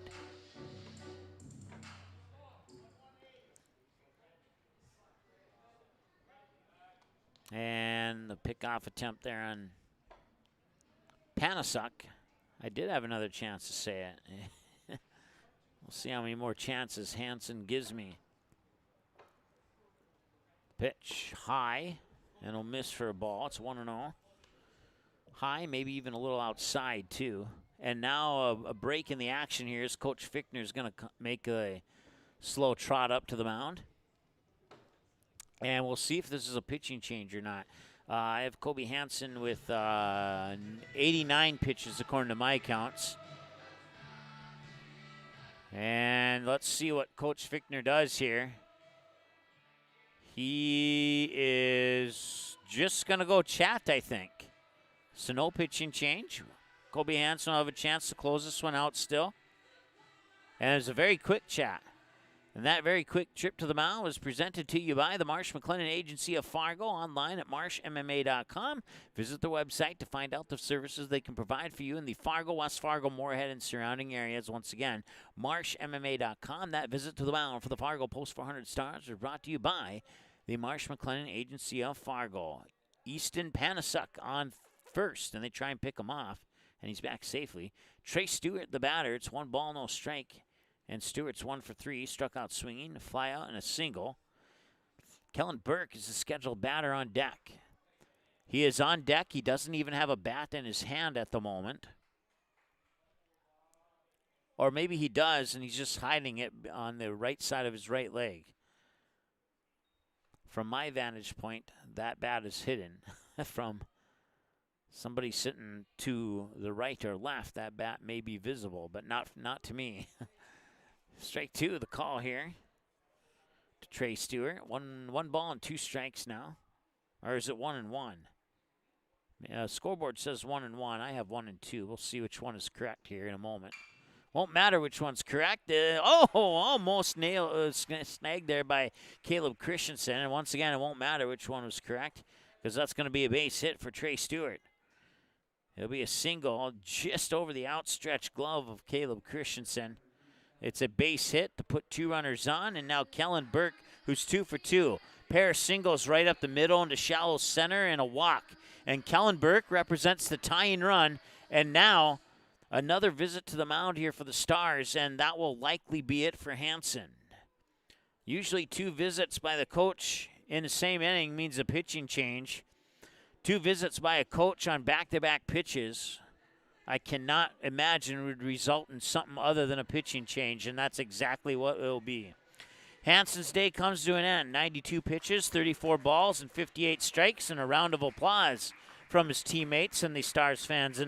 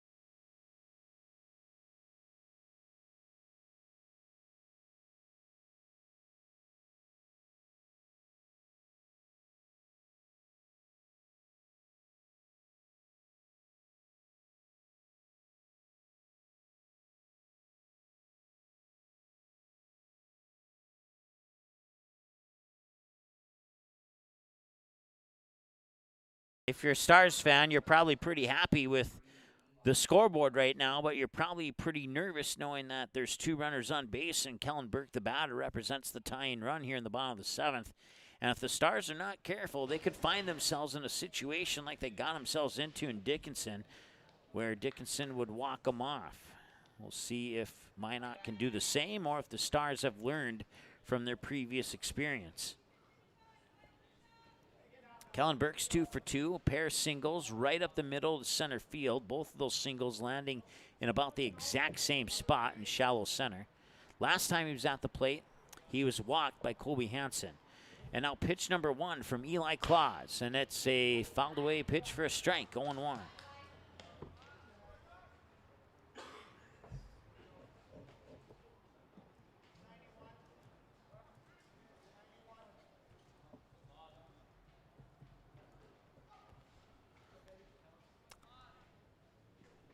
Claus looks back at second. On a couple of occasions, delivers and misses, and we're even at a ball and a strike. Parker Hand is the scheduled batter on deck for Minot. If Kellen Burke can reach base. They need a base hit. A grounder to a positional player could likely end in a game-ending double play, depending on where it's put at. You got the force out on third right now. And a strike is called.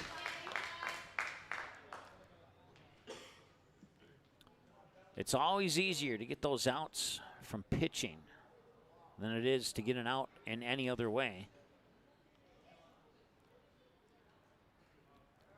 See if he can push that third strike by him. Nope, not on that pitch, and it's 2-2.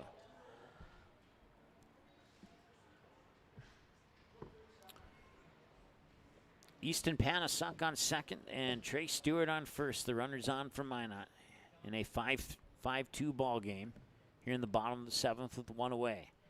And the 2-2 pitch will miss, and we have a full count.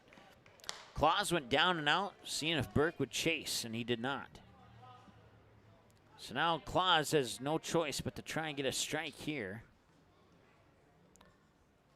Once again, errors cost him in that doubleheader, and that one's batted down, and they're going to hold. No, the runner's going to go, and that will bring in the third run of the game, and that puts the tying run on first base. Oh, let's see, how will they charge that there? That'll be an RBI single for Kellen Burke. Let's see here. I guess I could have gone either way. We'll go ahead and do the hit, though. Easton Panasuk will score from second. That puts runners on first and second with one out. And now Parker Hand, 1 for 2, walk, struck out swinging, double deep right over the head of Chayton Sen all the way to the wall last time he was at the plate. And he'll pop this one up. Backpedaling is Eli Mock, and he makes the catch for out number 2. And the Minot Vistas are down to their final out. It's up to the shortstop, Morgan Nygaard, to try and keep this one going. Nygaard has had some fantastic plays defensively at the shortstop position, but he has not had the best day at bat. He struck out, then he flied out, and his last at bat, he did have a single into shallow center. He's going to need something a little bit more than a single here to keep this game going. And that pitch will miss for a ball, and it's 1-0. If Nygaard should reach base, Tyson Ruziska would be the scheduled batter on deck. We're at 1 hour and 51 minutes. 1-0 pitch, and that is ball 2, as that was a little bit low.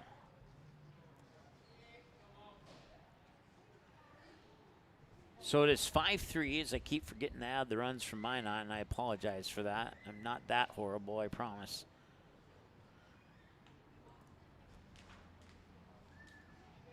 They have 3 runs on 7 hits. Stars 5 runs on 10 hits. And did he catch the edge? No, he did not. He missed. And now Nygaard is ahead in the count 3-0. Claus will have an opportunity here to cash in his free strike coupon. And that's going to be much needed here, because a walk will load the bases, and then they're right in that same situation that they were in Dickinson. And if you remember back to that game, it was a bad pitch to the plate that popped off the catcher's mitt that allowed that Dickinson run to score. However, I'll put an asterisk by that. The Dickinson batter did step out of the box to allow the runner to come from third, so in theory that should have ended the inning and sent it to extras, tied in the 8th, but it did not. The official missed that one.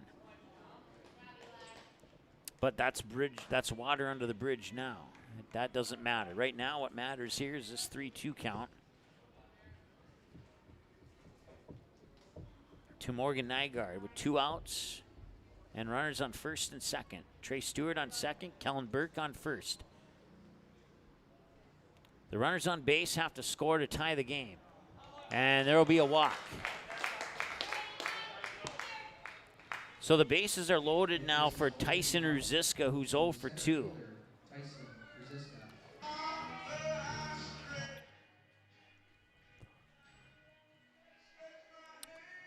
Ruzisco for 2. He'd pop out to the third baseman, Eli Mock. Then he would walk. Then he'd strike out swinging. 1 hour, 54 minutes, time of the game. Morgan Nygaard on first is the winning run. If he comes across and scores, Minot will walk it off. But there are 2 outs. A ground ball here, you throw it to the nearest base for the out to end the game here if you're the Stars defensively. And that pitch will miss inside, and it's a 2 balls, no strike count here to Ruzicka. And the last 6 of 7 pitches for Eli Claus have been balls, and here comes Coach Fichtner again. And I have to wonder if Fichtner's going to have some words of wisdom here to get Claus to start throwing some strikes. He's thrown 15 pitches, and 9 of them have been called balls. And that's going to do it. He's going to pull Claus from the mound. And we'll have our 3rd pitcher here for the Stars. And he just needs to get 1 out. And that new pitcher is going to be Caleb Christensen, the 2nd baseman. So we'll see who takes over at second base here in just a moment. Looks like coming into the game,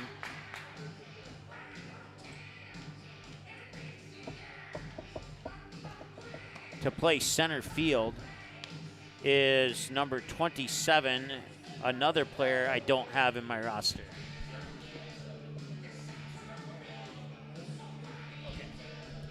So that's Owen Shannon coming in to play here for the Stars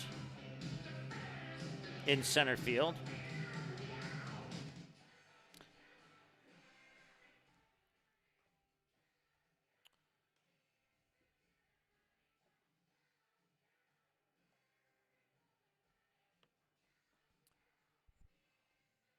All right, so Caleb Christensen is the new pitcher. Owen Shannon comes into play center field. And moving over to second base is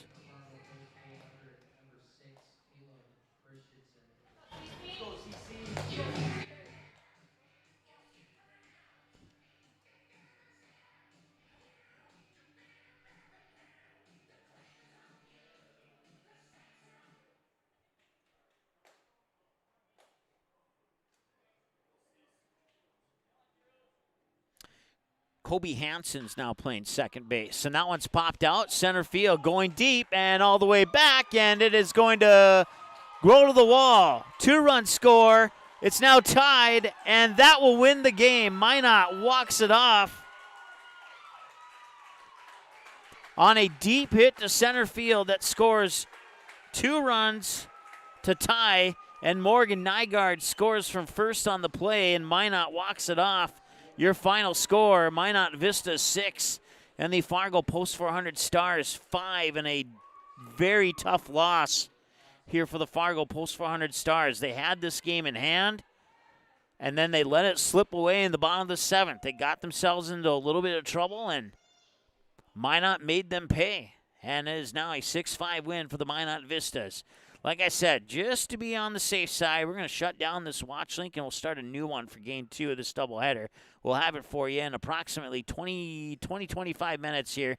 Once again, your final score, walk-off style for the Minot Vistas, 6-5, as they get 4 in the bottom of the 7th inning. Thanks so much for tuning in for Game 1. We're going to go off air. We'll be back on air for Game 2 momentarily here in about 15-20 minutes. Here on the Magnitude Sports Network. Stay tuned.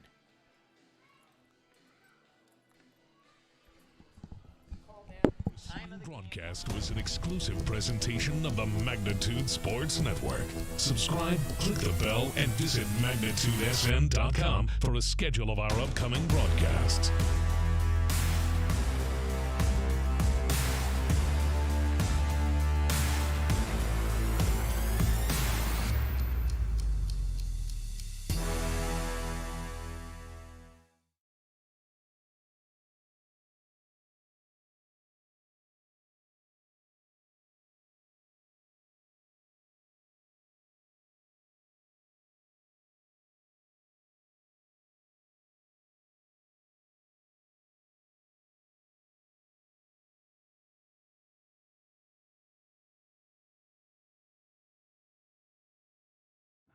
The following is a presentation of the Magnitude Sports Network.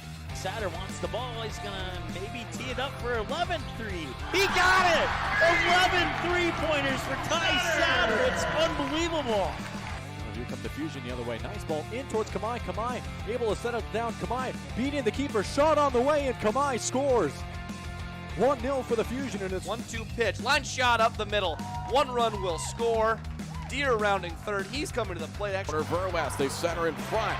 Scarbrug down low, loose in front, in for a goal. South Shaley gets the first goal of this East Region title. Let's turn things over to the broadcast booth. The pregame show starts now. All right, welcome back. Game 2 of doubleheader here in Minot at Corbett Field. And Game 1 is a well-earned and exciting victory for Minot Vista fans. And Game 1 is a game that Fargo Post 400 fans would rather just forget, I think. I could be wrong, but I'm just making a wild guess there. All right, well, since our graphics are not working there, once again, it's Wednesday hump day. I think we're almost over it, but we're going to just take those graphics off the screen because I'm not satisfied with that. So, but once again, we are back. Checking in on the Dakota Fusion game. They are, let's take a look here, 23 minutes, and they're in the 24th minute of play, and it's still 0-0 between the Dakota Fusion and Med City Mayhem. And the winner of that game will move on in the NPSL playoffs to play in the conference championship against either Duluth FC or the Minnesota Twin Stars. And those two teams are playing each other. If Duluth wins, they will host the winner of Dakota Fusion and Med City. If the Minnesota Twin Stars win, they will travel to the winner of Dakota Fusion and Med City. So with that said, we have the national anthem. We'll be back in just a moment here on Magnitude. Does a ghost pepper wing that doesn't send you into tears make any sense? Sure does to us. That's why Popeye's ghost pepper wings are more flavorful than fireful. Because in NOLA, we like to taste our food, not cry over it. We don't make sense. We make chicken. Love that chicken from Popeyes. At Popeyes, we've got a feast for your family. Whether it's spicy or mild fried chicken or tenders, our brand new homestyle mac and cheese, or any of our other delicious sides, there's something for everyone at the table. Try it today and earn points with Popeyes Rewards.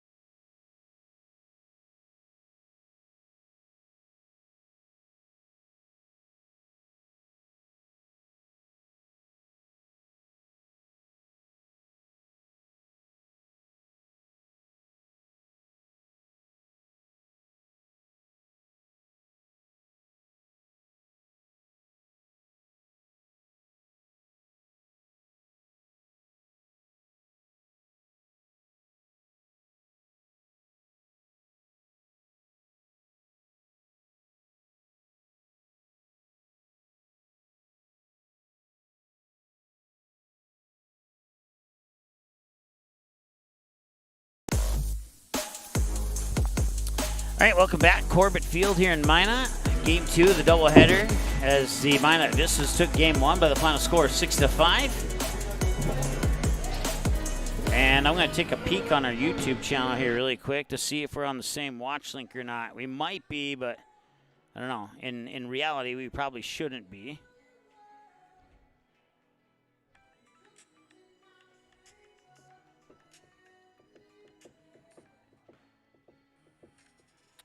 And in order to give you an answer, I have to wait through a commercial break. That is mandatory, I guess.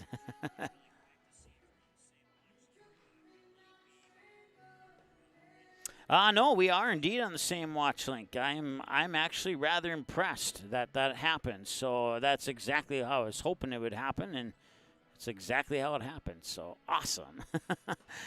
All right, so let's go through your lineups here for Game 2. Not a whole lot of changes, just a couple towards the bottom of the lineup for both teams. Your lineup for the Stars goes like this. 1, 2, 3, center fielder Kobe Hansen, pitcher Matt Bryant, third baseman Eli Mock. Middle of the order, 4, 5, 6, first baseman Andre Works, second baseman Jackson Hammerman, right fielder Chayton Sen. The bottom of the order, 7, 8, 9. Left fielder Gunnar Majerus, catcher Jack Demers, and shortstop Caleb Christensen.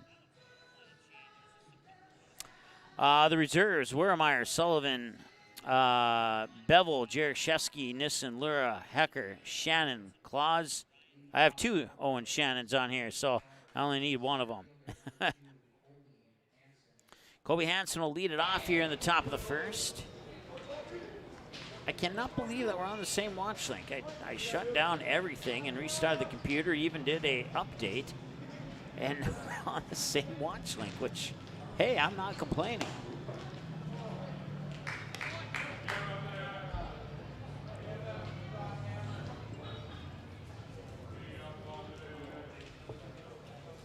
So maybe a little extra motivation here for the Stars after the ending of game 1. That it looked like a game through the first 6 innings of play that the Stars had in their hands, had in control, and then just things just totally fell apart in the bottom of the 7th there, and Minot shocked and stunned them with a walk-off. And that walk-off happened with 2 outs, and all they needed was something simple like a ground out to a positional player or a strikeout or something instead. I forget who's hitting, but he got himself a 3-run RBI triple all the way to the center field wall. And for the Fargo Post 400 fans who are thinking in their head, okay, don't say that again, Mike. You buy me a pizza and I'll honor that request. I'll put it that way.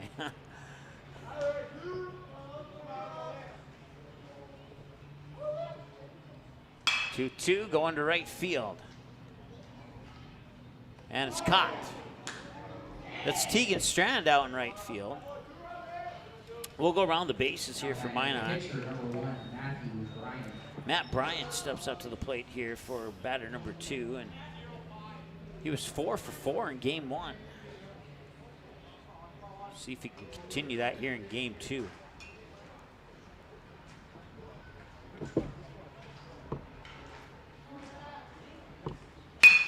And that one to second. And can they turn the double play? No, they cannot. And it will be back-to-back errors on Minot.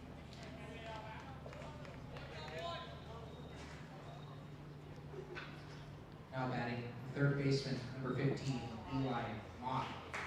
So that post was in my way, and I couldn't see that the right fielder didn't make the catch. So they charged an error to the right fielder on the previous one.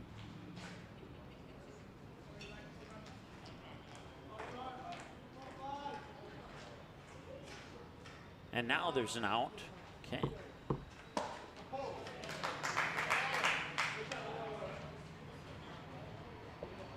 Okay, let's just undo all that here.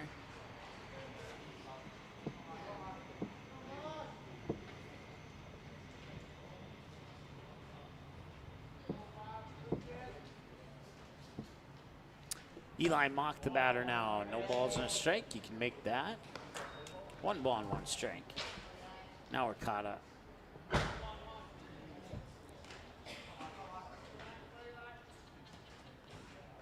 They do have a pretty awesome pizza place here called Planet Pizza. So, like I said,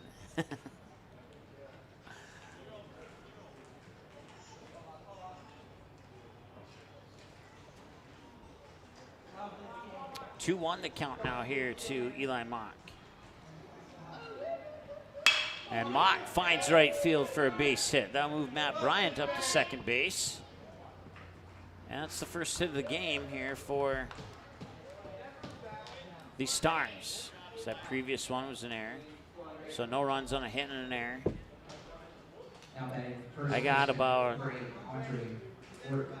I got 8 text messages at the end of game 1.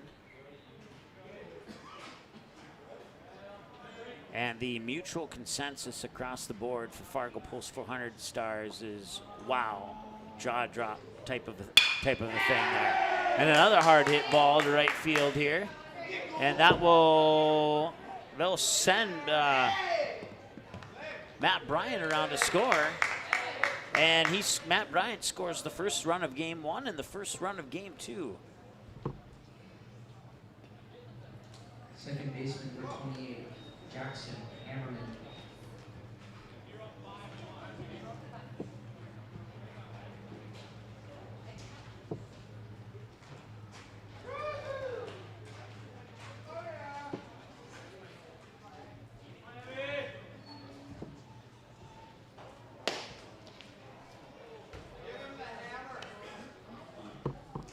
So runners on the corners now for Jackson Ammerman. Eli Mock on third, Andre Work on first. And a 1-0 game here for the Stars. Whoa, and that one's fouled back for 1-1. A gut punch is how it was described to me in the 9th text message sent to me. So apparently somebody is not online with the other 8. 1 ball, 1 strike, 1 out, 2 runners on. First and third in a 1-run ball game. 5 minutes in, and that will miss for ball number 2.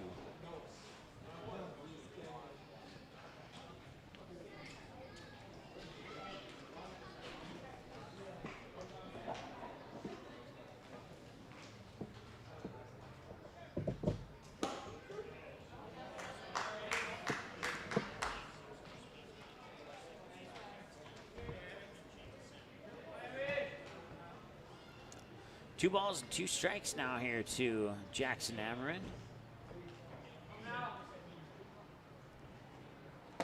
Swing and a miss for a strikeout, and out number 2.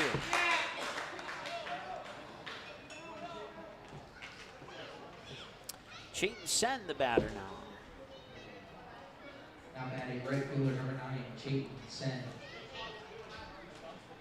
Type of game that made me take a withdrawal of $1.75 is the 10th text message sent to me, and that's not quite how, that's the family-friendly version, let's put it that way.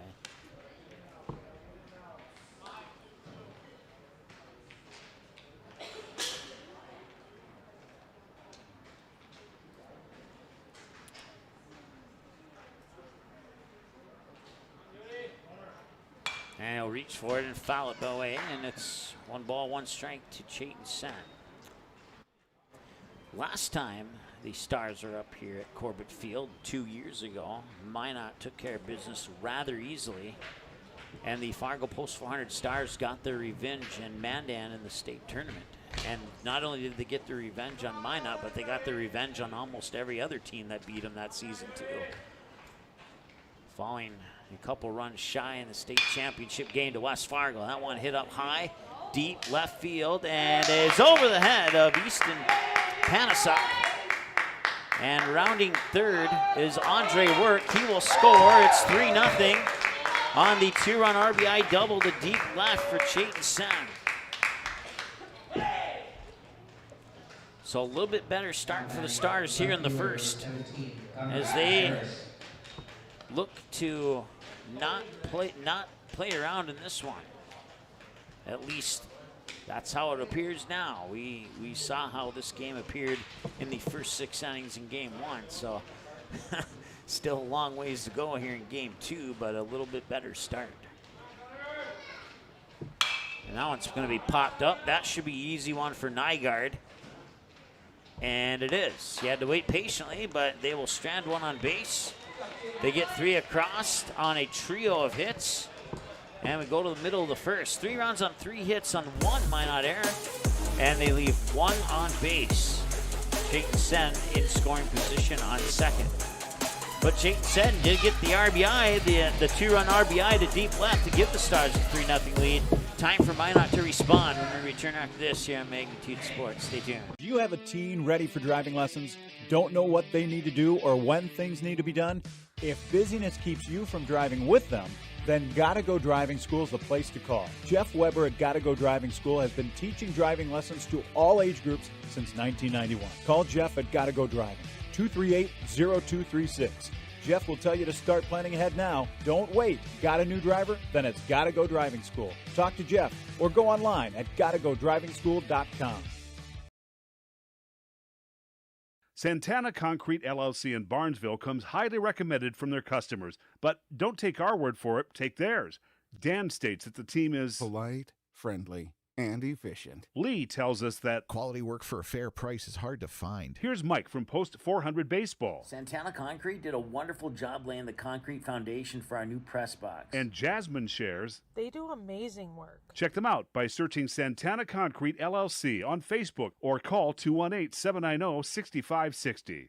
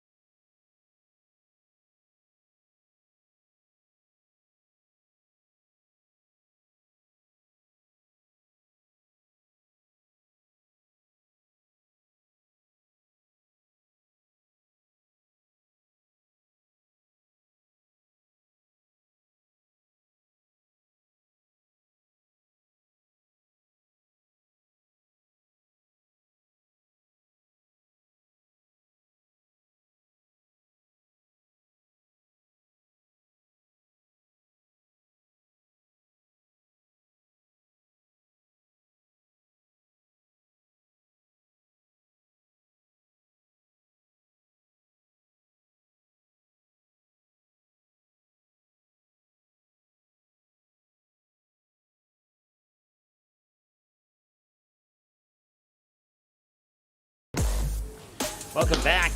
It's Easton Panasuk at the plate here for the Minot Vistas. It'll be batters 1, 2, and 3. Panasuk, Trey Stewart, and Kellen Burke will be your 3 batters here. It's Matt Bryant on the mound. 1-1 the count here to Panasuk. Got Jack Demers catching, Andre Work at first, Jackson Ammerman at second, Caleb Christensen at short, Eli Mock at third. Gunnar Jarrison left, Kobe Hansen in center, and Chayton Sen in right field. So the Stars will set up defensively here in game 2. 1 ball, 2 strikes now here to Panasuk, and Panasuk will go to center field. Kobe Hansen's tracking it, and he'll make the run, and the grab on the run. So Panasuk will fly out to center field. Trey Stewart now. On Magnitude Sports, Trey Stewart has a couple of ground outs to third, a pop out to the second baseman, reach base on an error, and then he has 4 hits all to center field. We're 11 minutes into the game. That's a look at Trey Stewart's spray chart.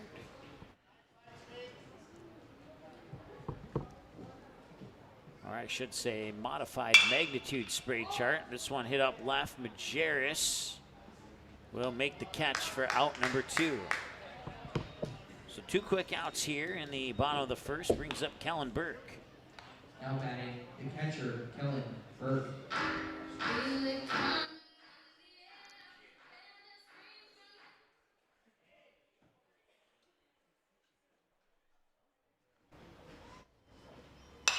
Now it's fouled back, and it's good for a strike, and it's 0-1.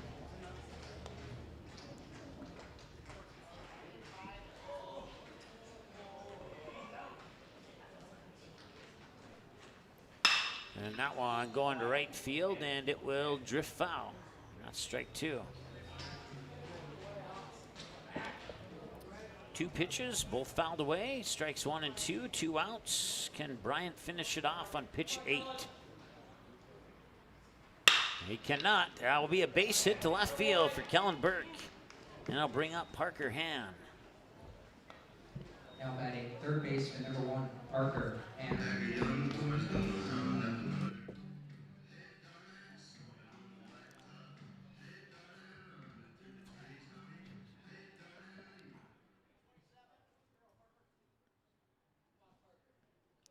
Parker Hand 5 for 11 on Magnitude Sports Lifetime. Including a 2-run homer to right field against West Fargo a couple seasons ago, I should say. That's a quick 0-2 count here to Parker Hand. Pitch 11 for Bryant. Can he finish it off here? And nope, he cannot. Well, maybe you can. It all depends on Gunnar Majerus. And he'll go foul, and we'll just do that over again. And now to pitch to his total count here. Let's see if he can end it on pitch 12.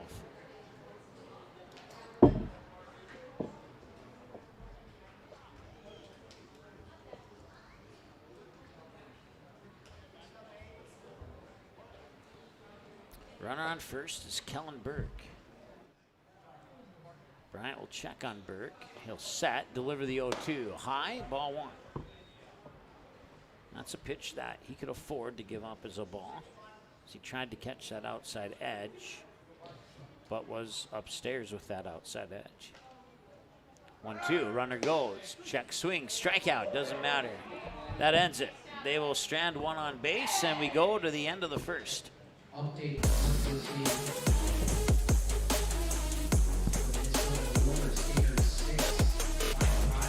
The Fargo Post 400 Stars look to add to their 3 runs they got in the top of the first. We'll see if they can do that here when we return after the break on Magnitude Sports. Stay tuned. Buying, selling, or leasing commercial real estate or farmland in the Fargo-Moorhead and surrounding area? From office to retail, industrial to multifamily, commercial land to farmland. As the #1 commercial, sales, and leasing brokerage in the FM region, Goldmark Commercial has the experience and skills to handle all of your commercial real estate and farmland needs with the highest levels of customer service and marketing around. Trust the experts at Goldmark Commercial Real Estate to lead your team to success.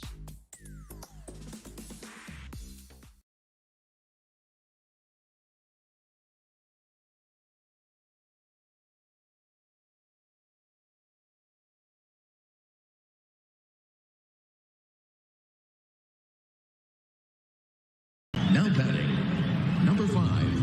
Nice seats. $50 though? Hey, this dude got his seat for only $20 on Game Time. Whoa. Game Time tracks ticket prices in real time and finds you all the best last-minute deals, so you can get tickets for up to 60% off. 60% off? Mystical ballpark voice? Yeah. That guy freaks me out. Download Game Time now. Come on, do it. Welcome back to Corbett Field here in Minot, and the Fargo Post 400 Stars, after dropping Game 1 by the final 6-5 to the Minot Vistas, find themselves in front 3-0 now here in the top of the second, and a chance to add to that. Here's they'll bring out the bats of Demers, Christensen, and Hansen, batters 8, 9, and 1 in the lineup for the Fargo Post 400 Stars. So Jack Demers did not bat or play in the first game.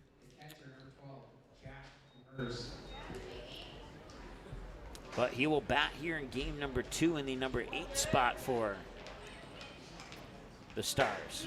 I forgot to mention this about 6 outs ago. Cale Wallstrom is the starting pitcher here for Minot. He's tossing him into the glove of Kellen Burke. Around the bases, Tyler Collins at first, Trey Stewart at second, Morgan Nygaard the shortstop, Parker Hann at third. Tyson Ruziska in center field, Tegan Strand in right field, Easton Panasuk in left field.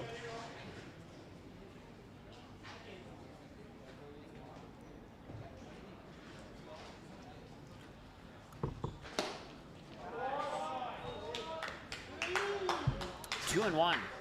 Update from the Dakota Fusion game. They are in the 43rd minute of play, so they're just about to wrap up the first half. It is still knotted up at 0-0. And once again, the winner of that game will move on to the conference championship. It'll be the highest remaining seed hosting the lowest remaining seed of the 4 teams that still have a chance there. That one's hit to right field. That'll be a base hit. And Jack Demers gets at least a double. He'll put on the brakes there, and it goes all the way to the wall in right field. The shortstop, number 6, Christensen.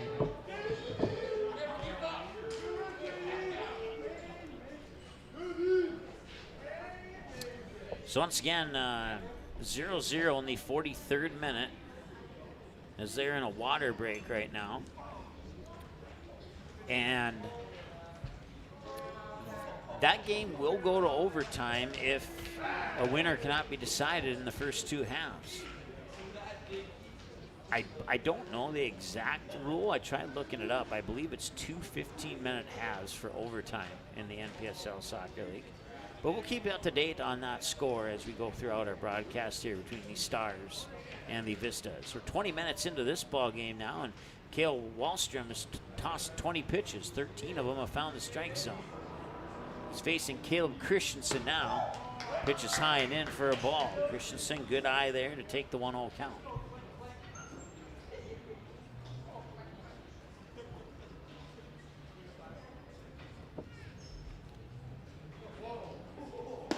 Christensen, oh, I thought that was a strike, but I guess not. Ball 2. It looked like a strike from my vantage point up here, but I guess my vantage point doesn't matter. 2-0.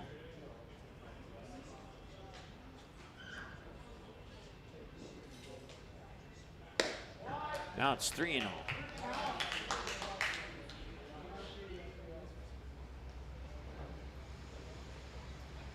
Three balls and no strikes. Can Wahlstrom get his free strike? And he can. 3-1. The key here is if Wahlstrom can make it a full count at 3-2 after being down 3-0.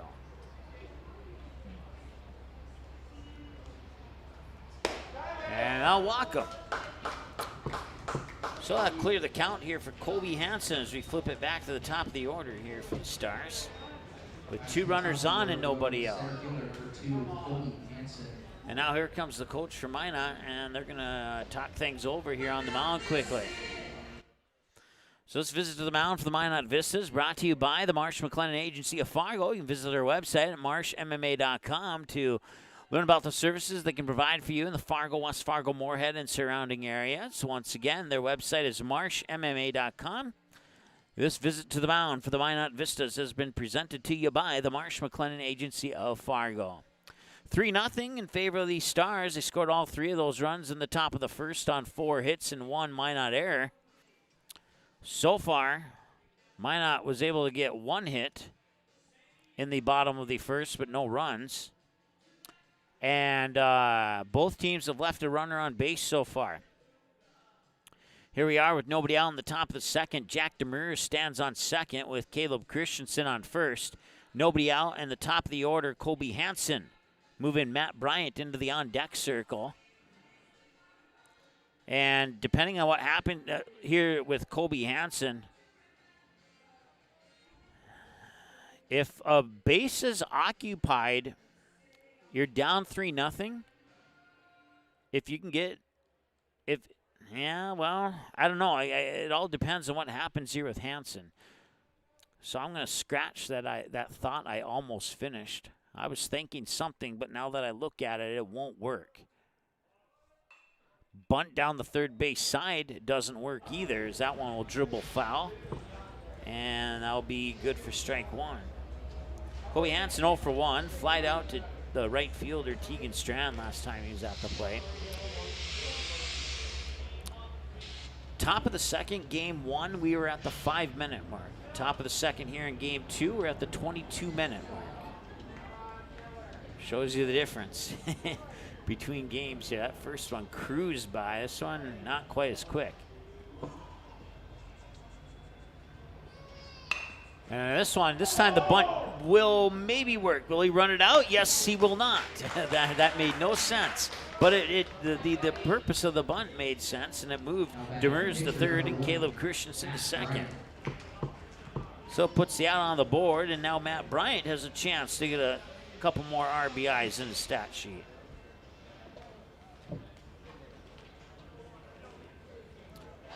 A little bit more speed there, and the bases would be loaded potentially, but couldn't quite run that one out.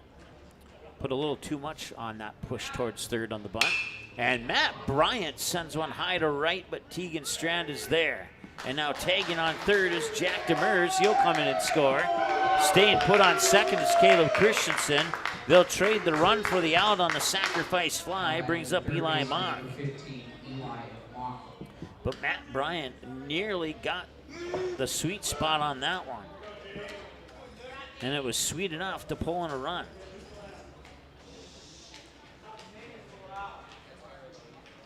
And Matt Bryant is now 4 for 5 in the doubleheader with that sac fly. But I'm sure that bust up of his what could have been 5 for 5, he'll gladly trade that for a run on the scoreboard.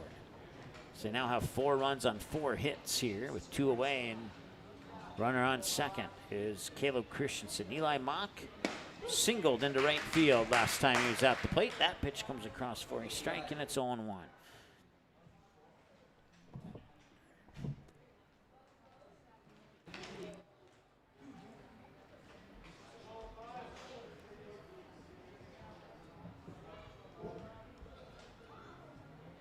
And right up the middle, and a nice job by Wahlstrom, because that was not an easy task for Cale Wahlstrom. He was able to dig that one out and put the 1-3 ground out into the books. And that will bring us to the middle of the second. Stars get one more. They now have a 4-0 lead heading into the home half of 2. We'll see what Minot has up to the plate when we come back after this here on Magnitude Sports. Stay tuned. Buying, selling, or leasing commercial real estate or farmland in the Fargo-Moorhead and surrounding area? From office to retail, industrial to multifamily, commercial land to farmland. As the #1 commercial, sales, and leasing brokerage in the FM region, Goldmark Commercial has the experience and skills to handle all of your commercial real estate and farmland needs with the highest levels of customer service and marketing around. Trust the experts at Goldmark Commercial Real Estate to lead your team to success.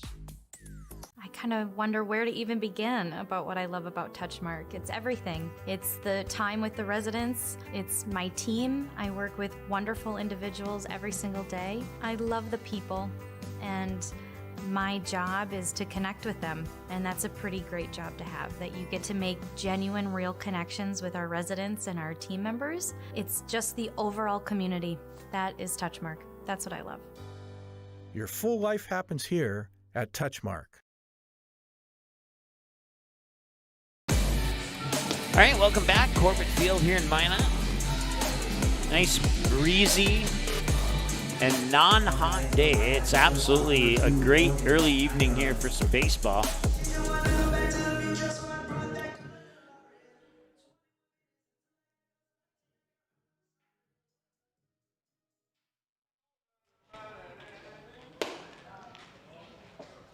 First pitch to Nygaard, in for a ball. 1-0 here to Nygaard as Matt Bryant just tossed his 14th. Here's his 15th pitch. And it's low for ball 2.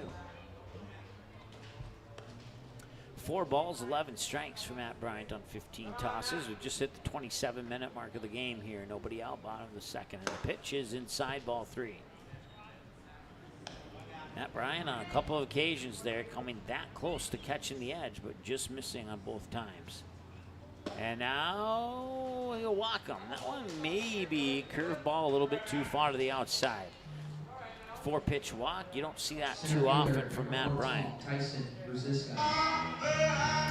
And now Tyson Ruziska will step up to the plate. Tyson Ruziska did absolutely nothing on Magnitude Sports until the bottom of the 7th in Game 1 when he got a 3-run triple to deep center field to walk it off for Minot. That is his only hit on Magnitude Sports. Believe that or not. And what a way to make your debut hit.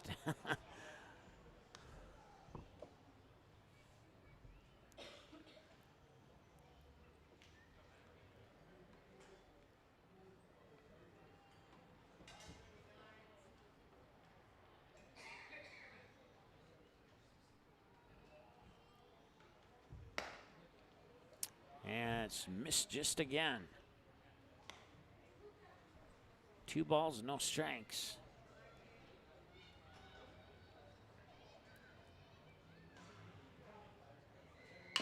And that one fouled off the left shin of Ruziska. And must have bounced off him just right, because he seems to be just fine, and usually that stings a little bit.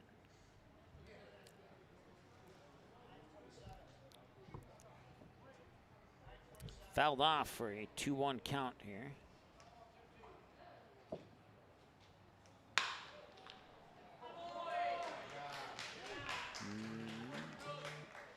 I'll go to right field. First baseman, number 11, Tyler Collins.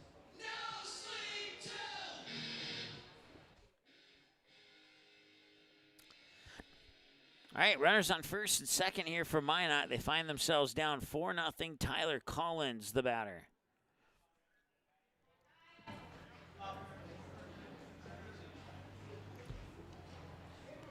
Fly out to center and a ground out to third. Ground out to third in game one, I believe. Matt Bryant will duck down on the throw from Demers up to Christensen at second. Keep Nygaard in check.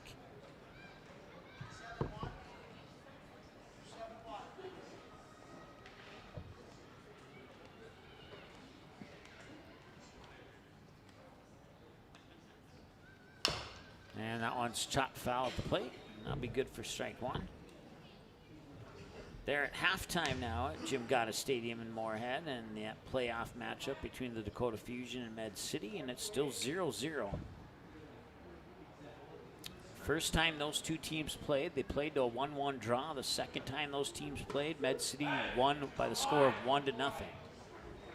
So those two teams are pretty evenly matched. And whoever scores that first goal could very well go on to be the winner in that matchup. See what the second half has to bring.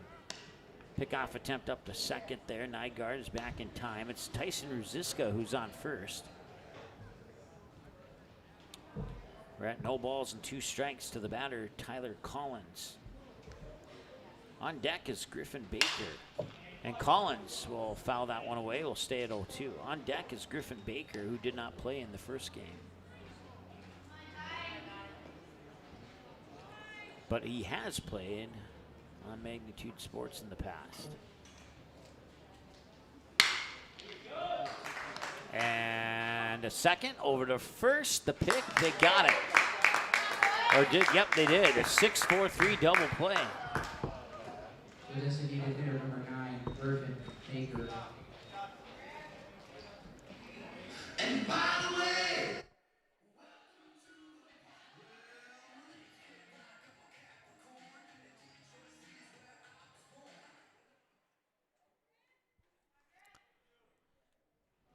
Griffin Baker, the batter now.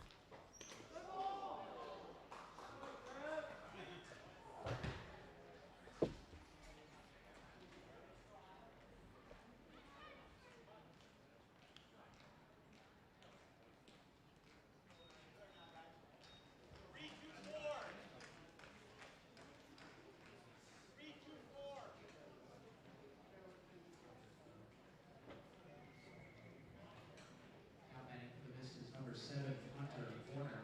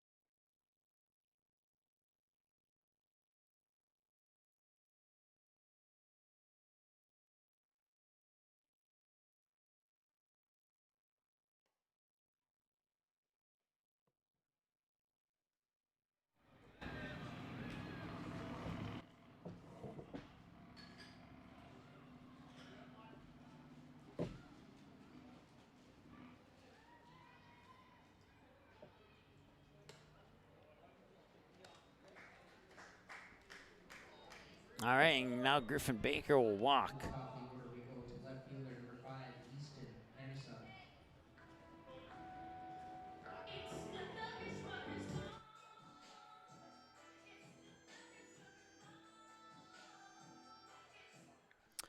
So the bases are loaded now for Minot, and the tying run comes to the plate. It's Easton Panasuk.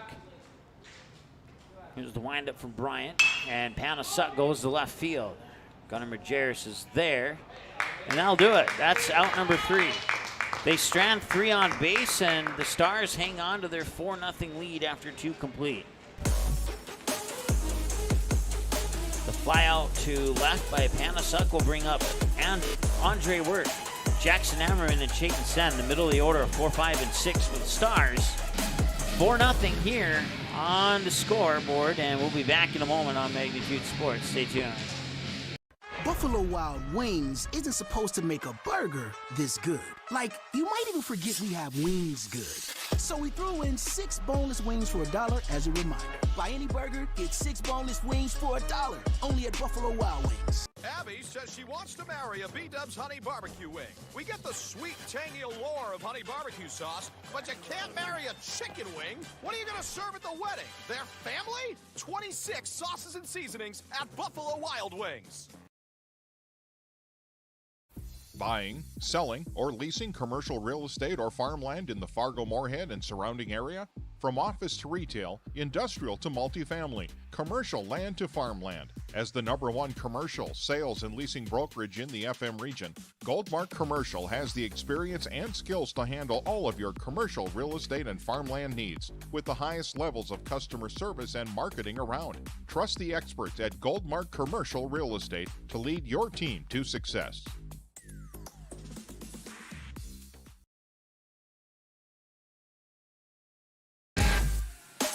Welcome back to Corbett Field here in Minot.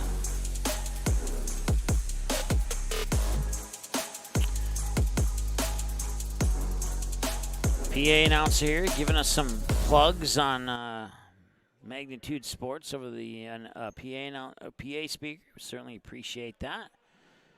If you're not following the Minot Sports Podcast on Twitter, our PA announcer is one of the guys in control of that, and encourage you to give them a follow.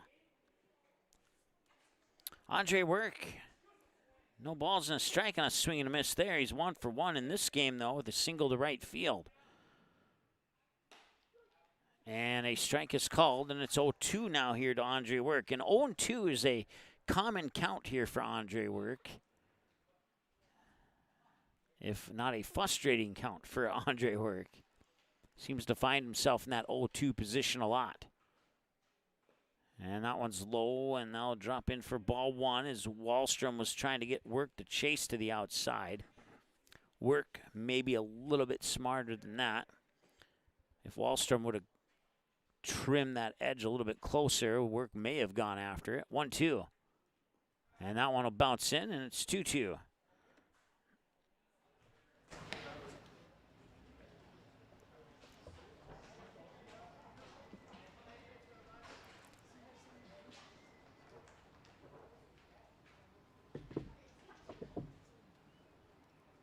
And right up the middle, it's a diamond cutter for Andre Wirt, and he will run it out. It'll be a base hit for Andre Wirt as Trey Stewart dived and kept that from going into center field, where Andre Wirt may have had an opportunity for a double had not by the play by the second baseman, Stewart.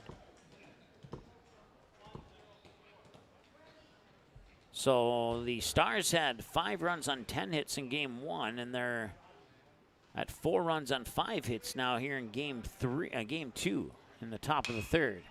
Ammerman will foul that one off first base side. Ammerman went down swinging last time he was up, and he's down in the count now, 0-1.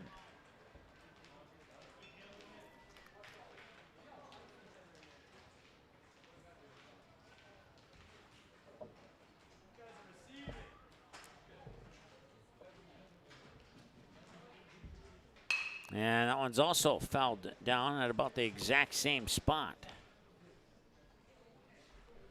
On the side of Jim, he says he's back for more. And, well, so far, Jim, the Stars have provided you with 4 more runs. Although I'm sure Jim would trade a couple of those 4 runs in this game for a run or 2 in the previous game. And that one, a line drive to center, and that will be caught easily by Ruziska for the first out. Now batting, the right fielder number 9, Chayton Chayton Sen doubled to the wall and left last time he was at the plate here in game 2.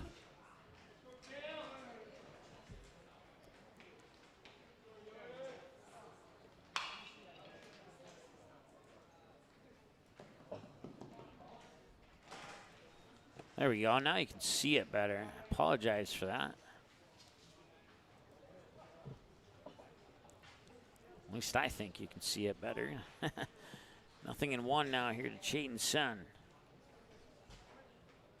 Chayton Sen went 0 for 3. And then on his 4th plate appearance in the top of the 7th, he would knock in I think it was a 2-run double. It was either a 2-run single or a 2-run double. But it wasn't quite enough to keep the Stars in front.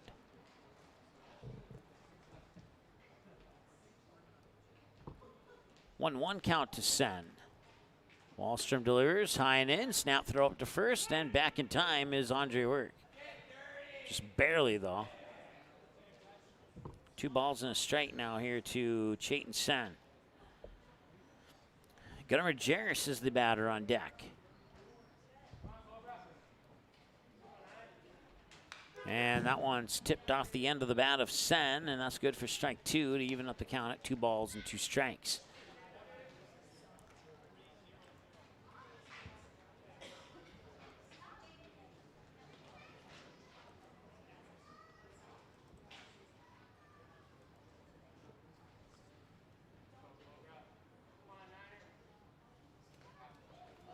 That one's inside for ball 3, so full count now here to Chayton Sen.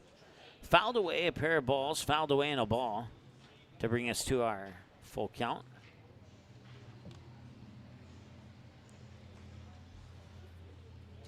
And the payoff pitch here for Wahlstrom. Swing and a miss, and Wahlstrom got him. Strikeout number 2 for Wahlstrom here in this game, and that brings up Gunnar Majerus.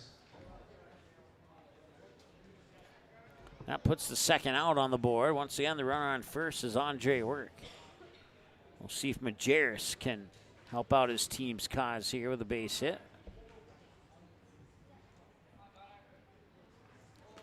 That one pops way up, and that's going to allow Work to get to second. Ball 1.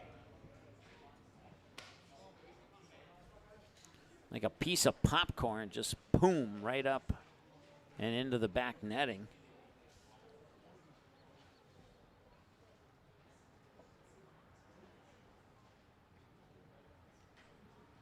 Of course, you only had that happen in the good old days of air poppers for popcorn. Now most popcorn's made in the microwave. 1 ball, 1 strike.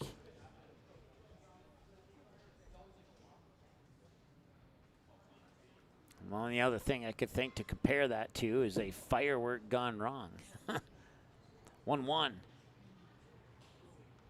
He'll stare down Work on second, deliver, and the 1-1 over towards shortstop, and he cannot make the grab. Nygaard's going to be charged with an error, and you don't have those 2 words in the same sentence too frequently.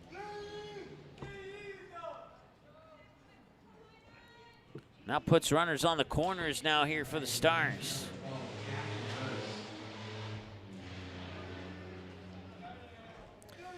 Jack Demers is 1 for 1 and got a big double to the wall in right field last time he was up. His teammates were pretty happy about that one. Gets a base hit here. I'll put another run on the board for the Stars.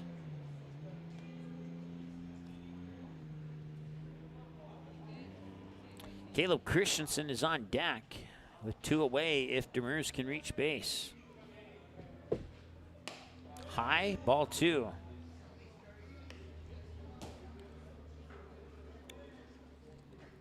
So 2 balls and no strikes and 2 outs and 2 runners on. In a 2x2 ball game. Yes, I may have made that up, that last part. Hard hit ball and a little bit early swing. Pushes the count to 2-1. And that's 50 pitches now for Wahlstrom. 19 balls and 31 strikes. Once again, a strike is anything that's not a ball or a hit by a pitch.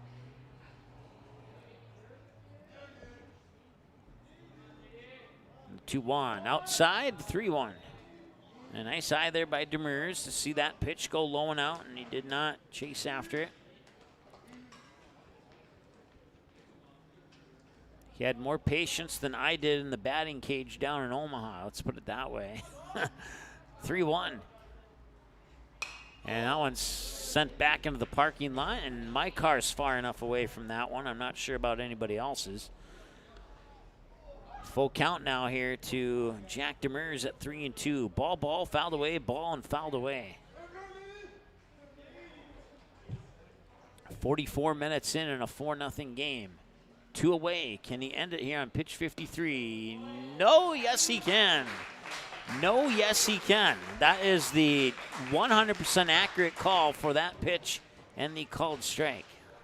But who, if you disagree, comment in the chat. We'll be back in a moment here on the Magnitude Sports Network. Doolittle's Wood-Fired Grill is an experience that ignites your senses, featuring wood-fired rotisserie cooking. Grilling meat over an open flame creates that savory wood-roasted flavor, while the rotisserie rotation results in juicy and succulent meats. Doolittle's even has an outdoor fire pit that creates a relaxing setting to wine and dine for any occasion. Visit DoolittlesRestaurants.com for a full menu or to make a reservation. Doolittle's Wood-Fire Grill, 2112 25th Street South in Fargo, or call ahead at 701-478-2200.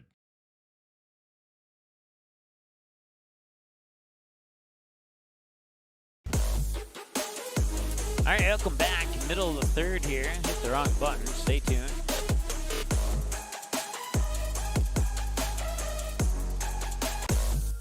We'll go with the middle of the third here. That'll push us to the bottom of the third.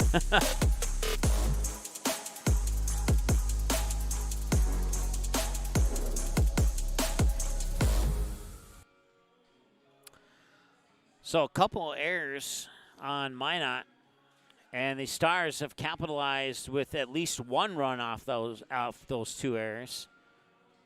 I think it's, well, let me look at my scorecard here. I was going to say, I think it's safe to say that 3 of the runs were earned runs for the Stars, but let me just look just to be sure here.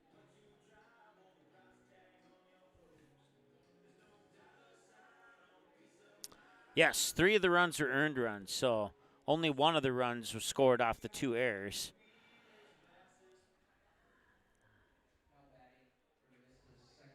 Number 8, Trey Stewart. Trey Stewart, a deep fly out to Majerus in left field last time he was at the plate.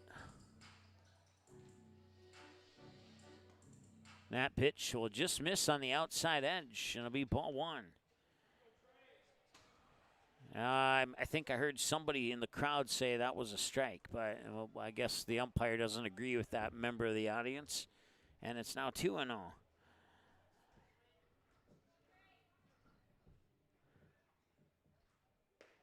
And he cannot get a strike on that one either.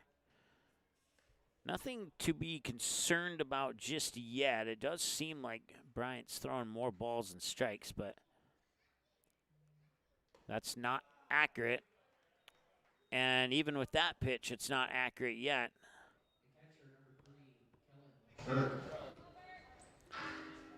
4-pitch walk to Stewart brings up Kellen Burke, who singled into left field last time he was at the plate.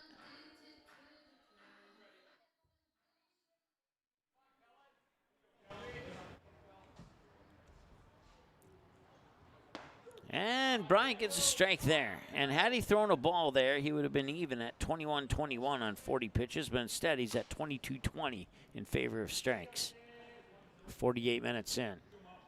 0-1. Swung on, popped up. Could be a easy play here for Eli Mock. And, well, Caleb Christensen will be like, hey, sorry, buddy, I'm going to take that one from you. Coming up to the plate for Minot is third baseman, number 1,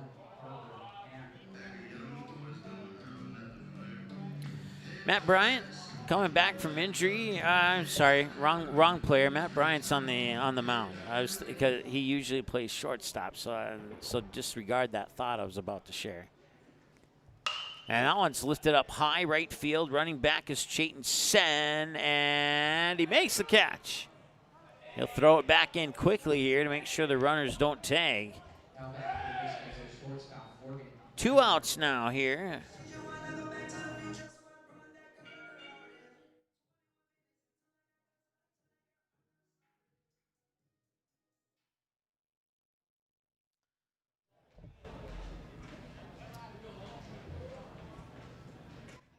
All right, so it's Morgan Nygaard, the batter now. That pitch will miss for a ball, 1-0. Nygaard's 0 for 0. He was walked last time he was at the plate.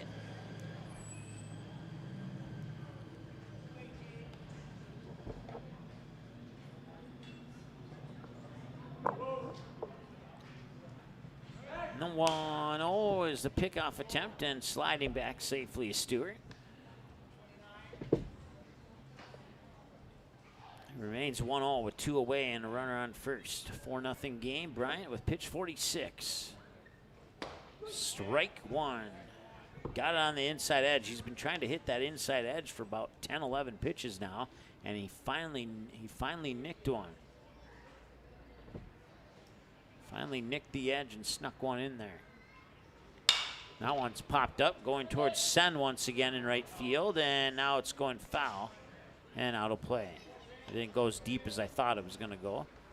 Andre Work, the first baseman, had a better chance at that one. 1-2 the count now here to Nygaard.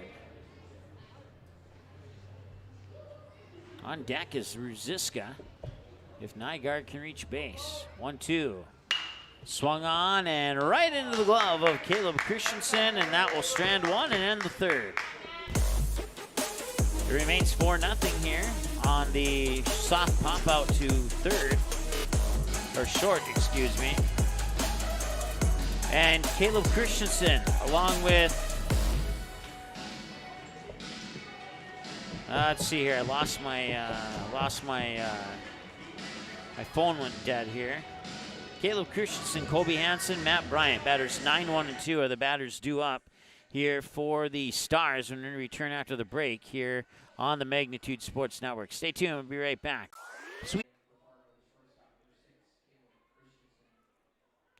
All right, welcome back. We're in the top of the fourth there at a little freeze up between innings. I'm glad it happened between the innings and not during an inning, because you hopefully didn't miss anything. It's Caleb Christensen, 2 balls and no strikes.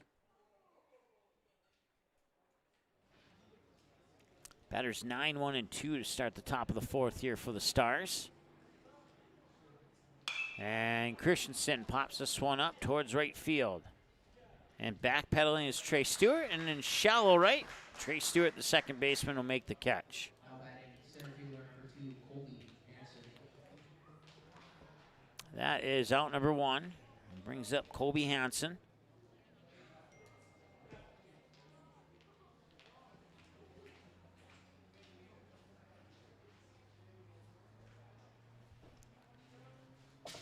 And that one is fouled off.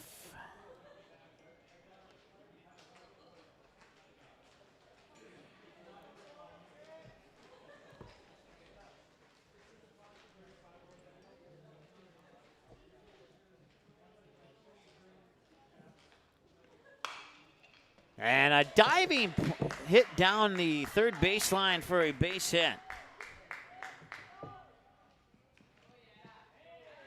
That'll be good for a single here. And Matt Bryant will find himself, actually be good for a double, Kobe Hansen up to second, Matt Bryant on with a single. Matt Bryant to bat, Kobe Hansen with a double. Okay. But he smoked that one right down the third base line.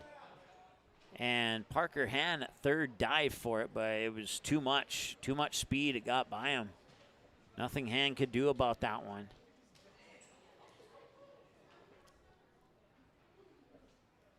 And this one's popped up and fouled away for a strike, and it's 0-1.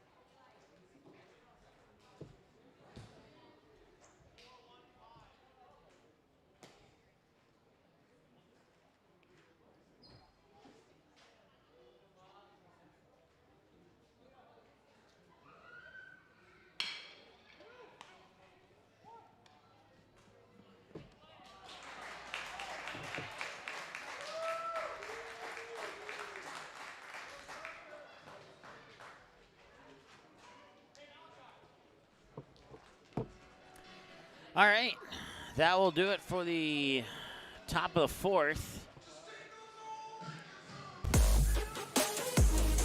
And we'll make some manual corrections here due to that little freeze up on our computer.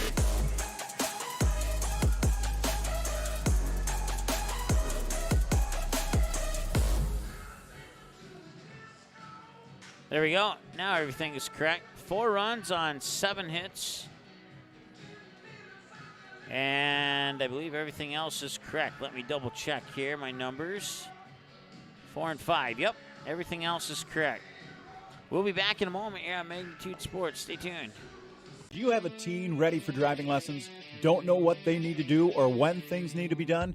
If busyness keeps you from driving with them, then Gotta Go Driving School is the place to call. Jeff Weber at Gotta Go Driving School has been teaching driving lessons to all age groups since 1991. Call Jeff at Gotta Go Driving, 238-0236. Jeff will tell you to start planning ahead now. Don't wait. Got a new driver? Then it's Gotta Go Driving School. Talk to Jeff or go online at gottagodrivingschool.com.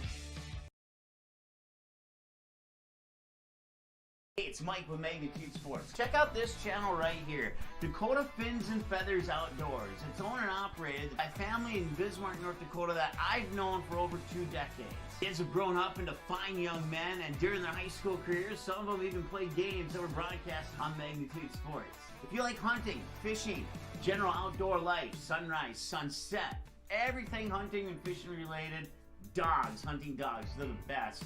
Then check out the channel and show them some love. Go to Fins and Feathers Outdoors. Subscribe to them today. Welcome back to the bottom of the fourth here. A swing and a miss. First pitch was a ball, and then you just saw the second swing there. Second pitch, I should say. 1-1 to Ruziska. Tyson Ruziska, 1 for 1 with a single to right.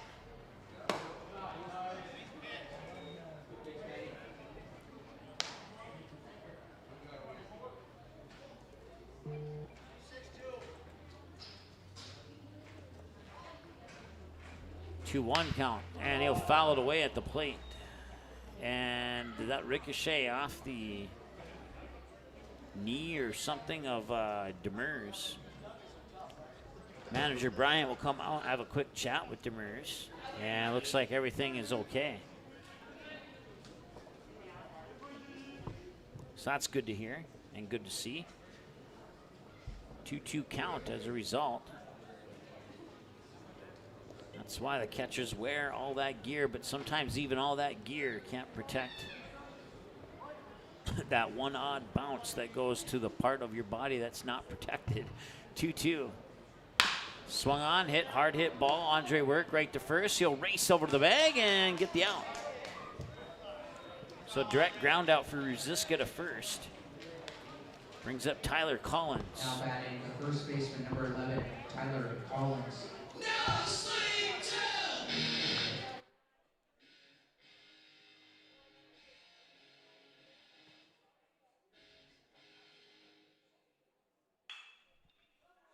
And a nice play.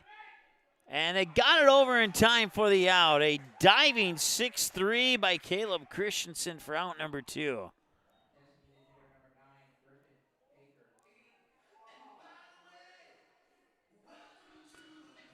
So here's Griffin Baker. He was walked last time he was at the plate. We're in the bottom of the fourth. We're at the 1 hour mark of this game. In the bottom of the fourth in game 1, we were at 38 minutes. Just to give you a side-by-side example there. A nice grab by Mock at third across the diamond. They got it there in time. And that is a 5-3 ground out. And Minot goes down 1-2-3 in the top of the, or in the bottom of the fourth. And that ends the fourth inning when it remains 4-0 in favor of the Fargo Post-Garnet Stars. 1 hour into the game, and it's Ammerman, Sen, and Majerus, the scheduled hitters at 5, 6, and 7 for the Stars. When we return after this here on Magnitude, stay tuned. Doolittle's Wood-Fired Grill is an experience that ignites your senses, featuring wood-fired rotisserie cooking. Grilling meat over an open flame creates that savory wood-roasted flavor, while the rotisserie rotation results in juicy and succulent meats. Doolittle's even has an outdoor fire pit that creates a relaxing setting to wine and dine for any occasion. Visit DoolittlesRestaurants.com for a full menu or to make a reservation. Doolittle's Woodfire Grill, 2112 25th Street South in Fargo, or call ahead at 701-478-2200.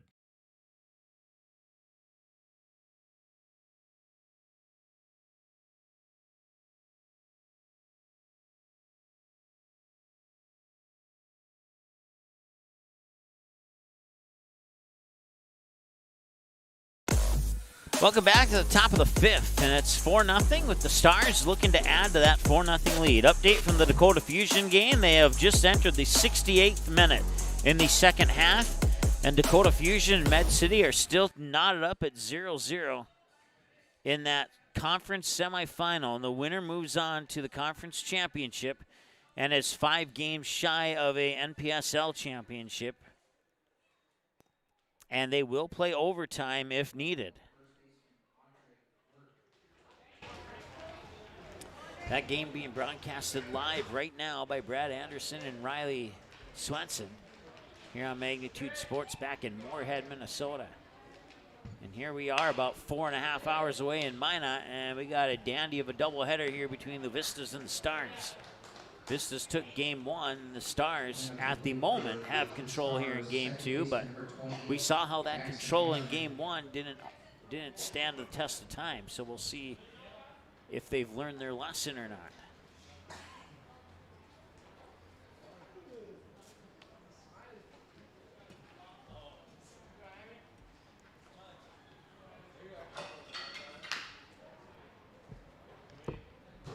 So 1 out, Jackson Ammerman the batter.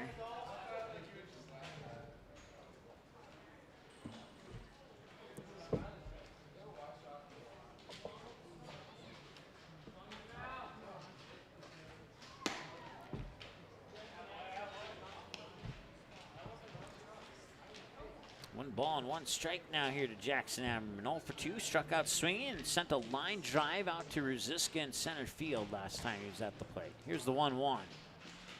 That one is fouled away, and it's 1-2.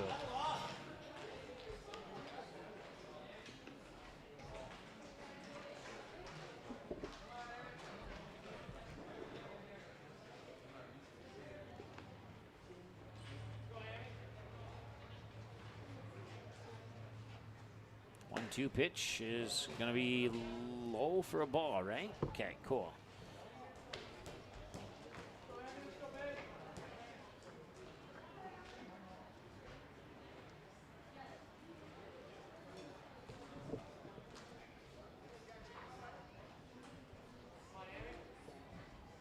And that one hit well to left, and it will drop fair. And Ammerman's going to get at least a double. If he hurries, nope, he's going to put on the brakes there at second. So on a 2-2 pitch, Ammerman smashes one into the left field corner. And it's good for a double.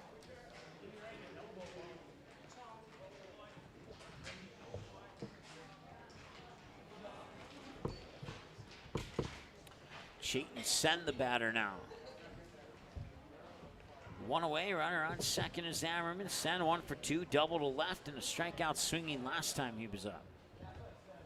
And he's going to left field again, and Ken Panasek hustle over there, and it's over his head.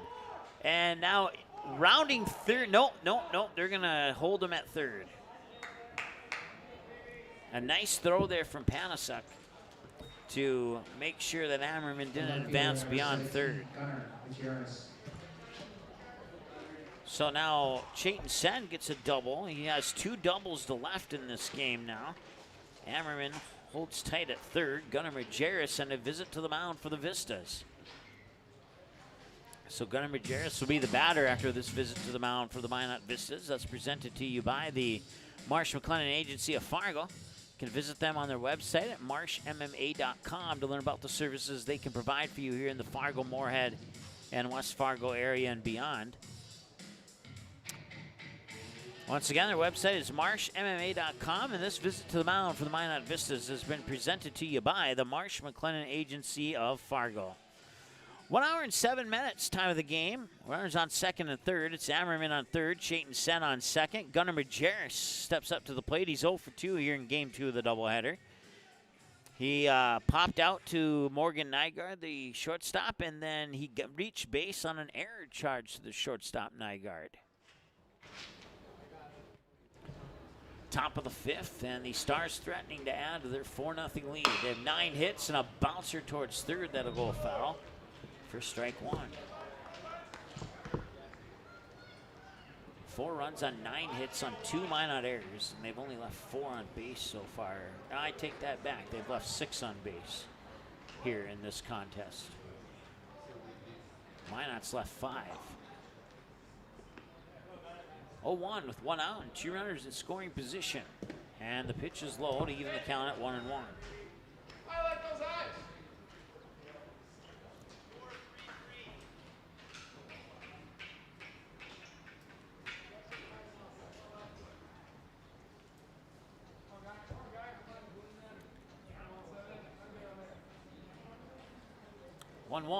And that one will be bunted foul.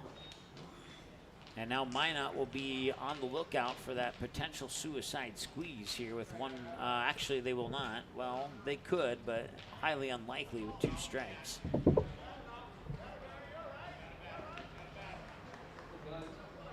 But with Jack Demers on deck, they could potentially try it again. 1-2. Majerus will be swinging or not swinging here. There'll be no square up. He'll swing and foul it away. He'll battle for one more pitch and we'll stay at 1-2.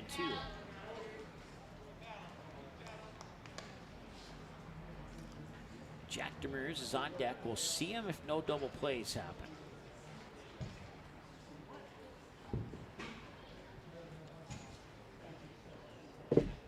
Once again, you got Ammerman on third, Chayton Sen on second. And the 1-2 swung on, fouled at the plate, and he'll sign himself a 1-pitch extension to his plate appearance.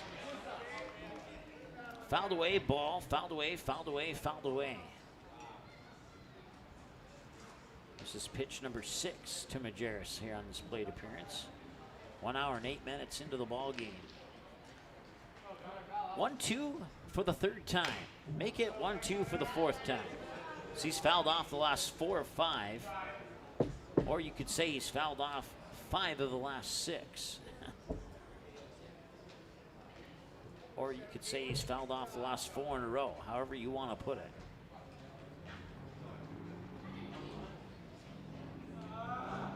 Wahlstrom will set for 1-2 times 4. And he hits him, and that'll load the bases. Not the outcome Wahlstrom and the Vistas were hoping for on that one. Now bring up Jack Demers.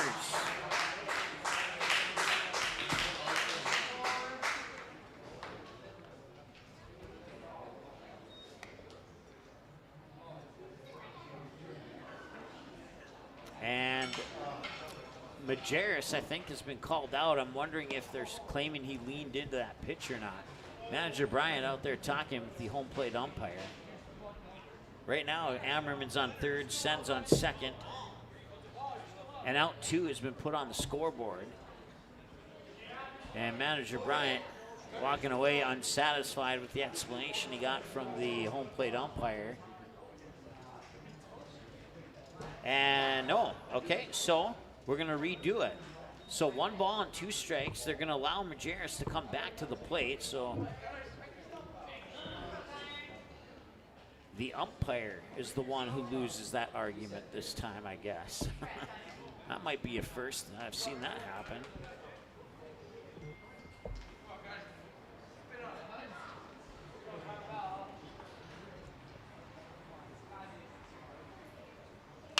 Two, and now that's fouled away.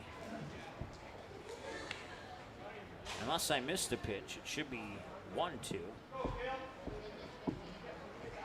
I think I was here the whole time. Maybe I did space out a pitch.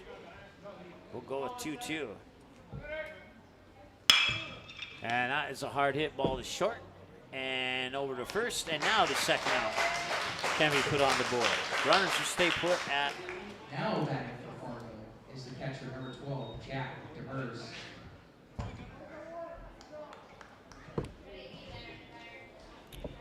So Jack Demers, who got a double to the right field wall on his first at bat, went down looking his previous plate appearance. 1 hour and 11 minutes in after that extended plate appearance for Gunnar Majerus. And now he's going to center. Can either the left or, yes, they can. Right left fielder Easton Panasuk will get there, and they'll strand 2 on base, and now end the top of the 5th. So the Minot Vistas avoid a potential extension to that 4-0 deficit they're facing. And they will bring to the plate now here in the home half of 5 the 9-1 and 2 batters, Tegan Strand, Easton Panasuk, and Trey Stewart. When we return after this here on the Magnitude Sports Network, stay tuned. We'll be right back. Buying, selling, or leasing commercial real estate or farmland in the Fargo-Moorhead and surrounding area?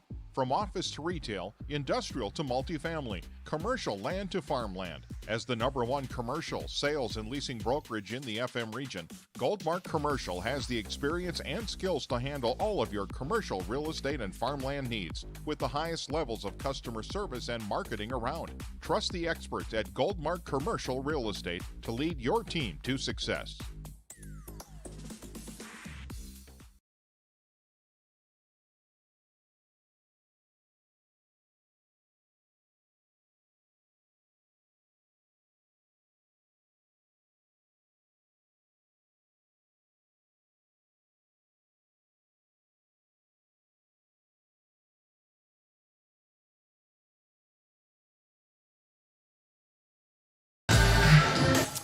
All right, it's the return of Corbett Field here on Magnitude Sports.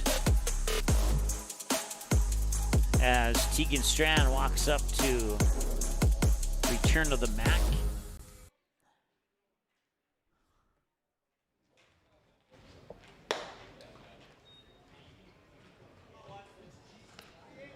Some of the best R&B hip-hop songs coming from that early 2K era. Turn to the MAC. Maybe even a 90s song. I have to Google it to be sure, but right in that general area, right in that general time span there. 1-1 the count now here. The batter is Tegan Strand. He's 0 for 0. He walked last time he was at the plate. And that pitch is hair high for ball 2.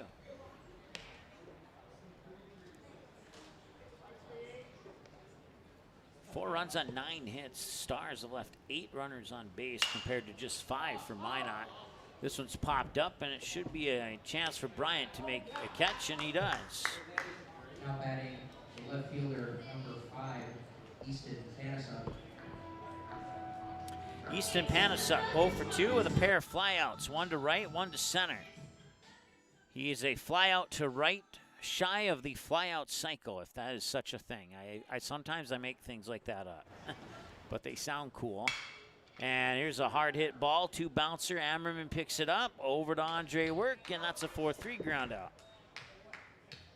Coming up to the plate, second baseman number 8, Trey Stewart.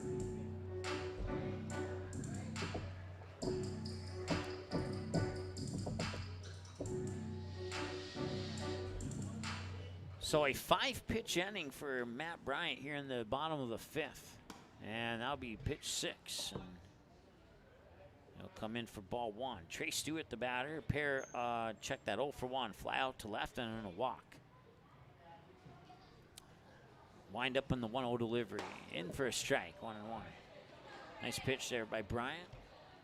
Bryant, one of the stronger pitchers here for the Stars. And like I said in game 1, this is his first game back in quite some time. He was dealing with a leg injury for a handful of weeks. And now he's back and ready to go. And just the injection of Matt Bryant into the lineup here, you can tell that the Stars seem to have a little bit more confidence than they have in the games when he was not on the roster as an active player. 1 ball and 2 strikes now here to Trey Stewart. Didn't quite give them enough to win game 1, but they look pretty good here in game 2 so far. And that's another race to the bag for Andre Work, and that is out number 3, and that ends the 5th inning of play. A 9-pitch inning for Matt Bryant. on the direct ground out to first. Brings up 9-1 and 2. Caleb Christensen, Colby Hansen, and Matt Bryant when we return after this. It's 4-0. The Stars have the lead here in Game 2 of this doubleheader against the Minot Vistas, and we're back in a moment. Sweet Shots is Fargo's premier golf entertainment destination. Sweet Shots will host your birthday, bachelorette party, corporate events, date nights, or a night out with friends and family. Need help with your golf game? Visit with one of Sweet Shots' PGA teaching pros. Hungry? They have a full food and beverage menu too. Try your shot in one of 60 climate control hitting suites or one of 5 indoor full swing simulators that include golf, hockey, hunting, football, soccer, and zombie dodgeball. Make the trip to 3400 James Way South in Fargo or visit sweetshots.com for much more. Does a ghost pepper wing that doesn't send you into tears make any sense? Sure does to us. That's why Popeye's ghost pepper wings are more flavorful than fireful. Because in NOLA, we like to taste our food, not cry over it.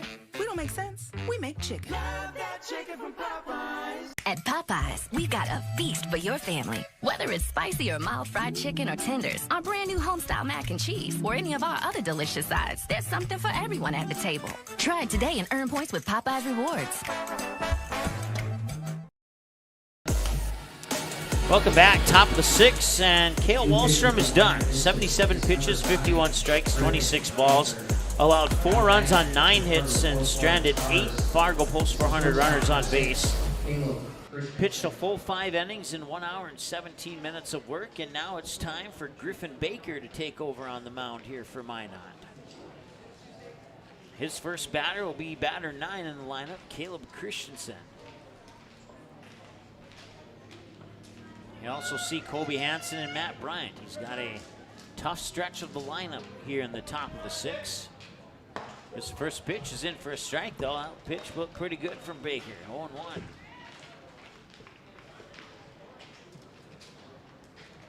See if Baker can deliver another one like that first one there. He'll wind up, 0-1 on the way. A nice pitch, but was it a hair high? It looked like it was, 1-1. You know, it looked like a strike to me. 1 ball, 1 strike. Swung on, hard hit ball to third. Parker Hand controls it, gets it over, and then Collins will tag him out as he came off the base. It's a ground out either way. 5-3-3 on the tag. Colby Hansen, the batter now, 1-0, or 1 out, I should say. Hansen 1 for 2 as we return to the top of the order for the Stars here for the 3rd time in Game 2 of this doubleheader. And in Game 2 for Hansen, he has a flyout to right, a sacrifice bunt, and a double that he smashed past a diving Parker Hand at third. This one, a hard hit ball on the ground there, rolls into the glove of Nygaard. He fires it over to Collins for the 6-3 ground out, and out number 2 is recorded. Matt Bryant now the batter. Matt Bryant, excellent in Game 1. Struggling a little bit here in Game 2. He's 1 for 3. He reached base on an error, and then he would fly out to right, and then he would single to right. So on 7 at-bats, he's reached base 6 times. A strike is called there in this doubleheader here, and it's his first game back from injury. Pretty impressed by the fact that he's been out for what seems like a long time, and he comes back like he's the MVP of the team almost.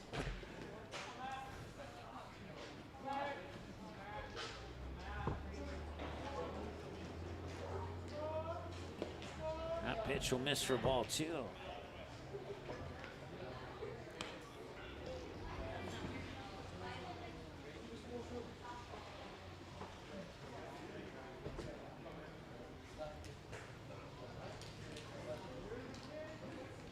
2-1, and this one's going to left field, and that will drop for a base hit.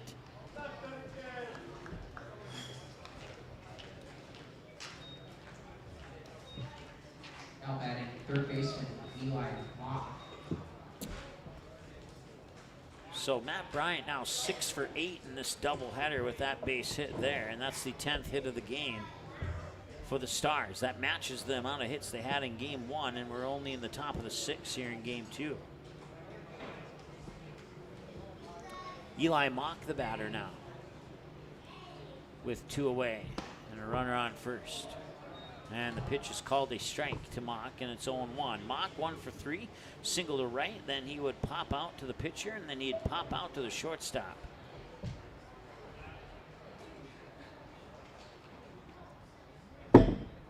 Griffin Baker sets, delivers the 0-1, and it's swung on and punched foul for strike 2.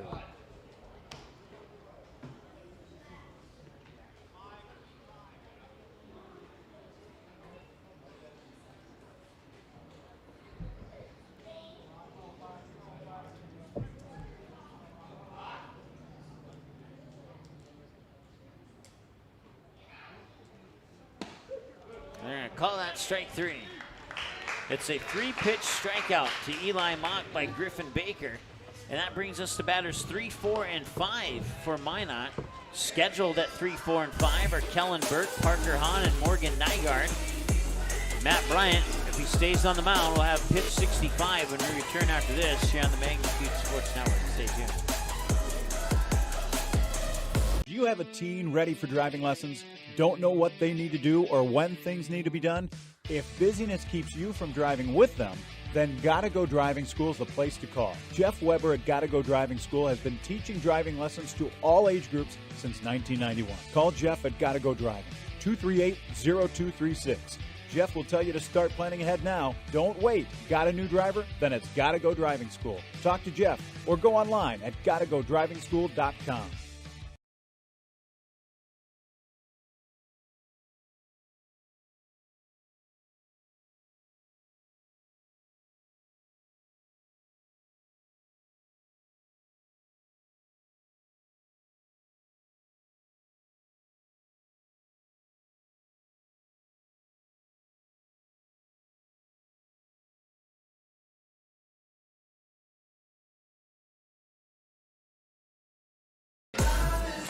All right, welcome back to Corbett Field. Update from Moorhead.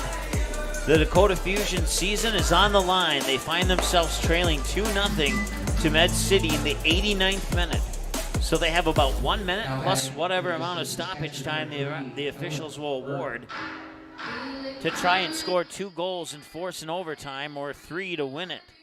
But right now, Med City's looking pretty good with a 2-0 advantage, and if the Fusion can't find a way back, their season will come to a conclusion here in about 60 seconds as they just entered the 90th minute of play at Jim Gotta Stadium in Moorhead. 0-1 now here to the batter, Kellen Burke. 1 for 2, single to left, fly out, pop out to the third baseman, and now a pop out to the second baseman.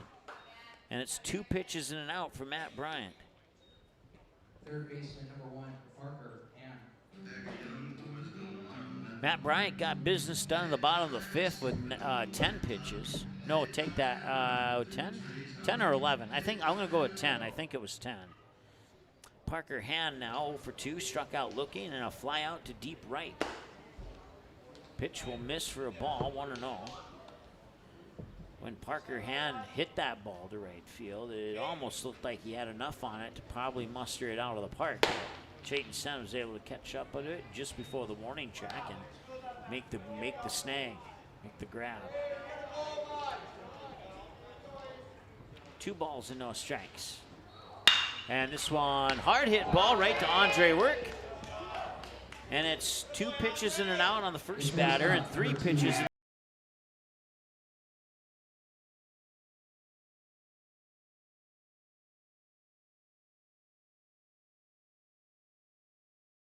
Shortstop Morgan Nygaard coming up to the plate here for Minot.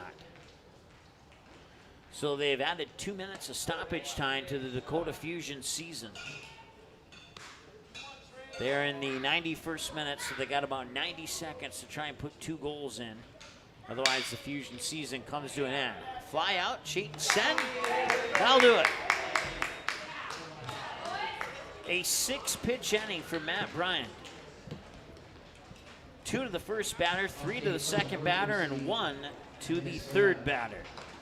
And we move now to the top of the 7th, the middle of the order. Andre Work, Jackson Amron, Chayton Sen are the scheduled batters at 4, 5, and 6. When we return here with the lights now on at Corbett Field here in Minot, North Dakota, And join us for at least one more inning of baseball coming up here in 60 seconds on Magnitude Sports. Stay tuned.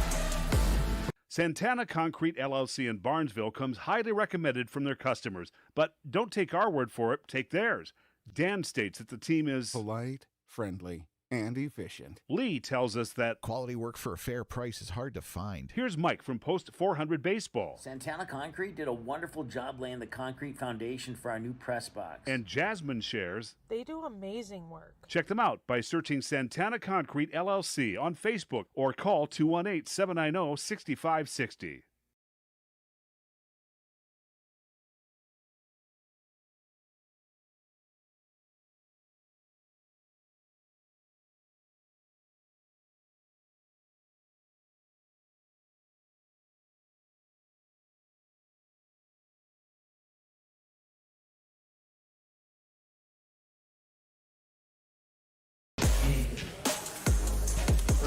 Top of the 7th here, Andre Wirt will start things off for the Stars, leading 4-0. Stars led by 3 runs going into the bottom of the 7th in Game 1. We'll see if they can add any insurance to their 4-0 lead here in the top of the 7th, heading into the bottom of the 7th of Game 2. Wow, that was a very loud fouled away pitch to the backstop. I've heard some loud ones before, but that one was pretty loud.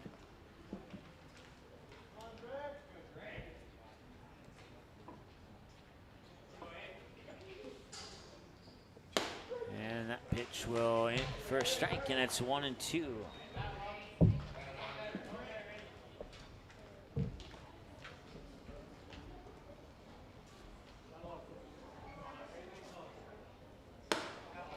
That one will miss as well.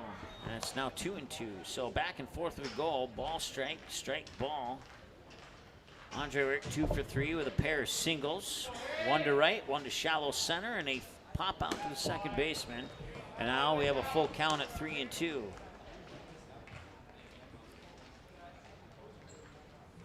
Payoff pitch for Baker. On the way. Swung on, fouled, and Andre Wirt will sign himself a 1-pitch extension.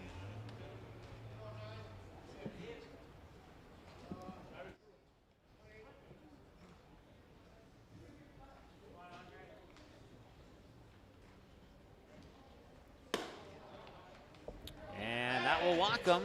Andre Wirt reaches first base. Second baseman number 28, Jackson Ammerman.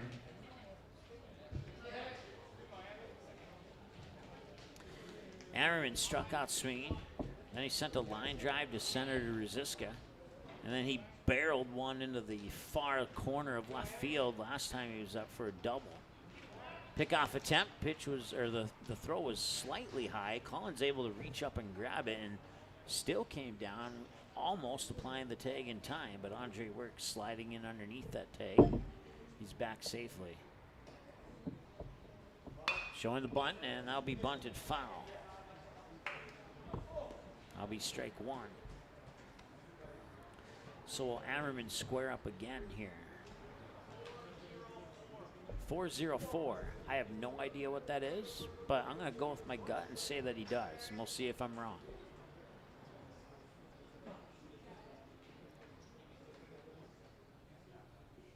And he will square up. He'll pull it back, throw up to first. That was terribly close. Pitch did come across as a ball. It's 1-1.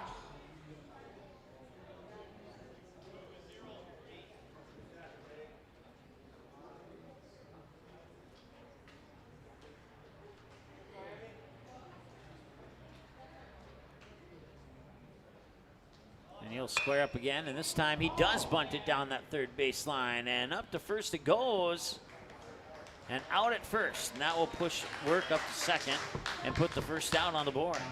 Number 9, Jason. So the sack bunt works on the 5-3 throw out to move Work into scoring position for that insurance run. And Chayton Sen, 2 for 3. Smacked a double to deep left, struck out swinging, came back, smacked another double to deep left. Work with a slight lead off on second. Baker keeping an eye on him. Throws it inside for ball one.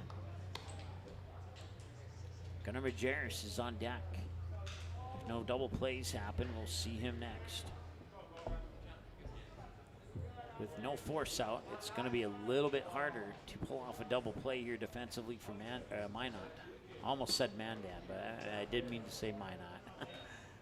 I'm thinking ahead a couple days here because we will have the Mandan Chiefs on Magnitude here on Friday when they host the West Fargo Patriots, which will be the final game of our Western North Dakota road trip.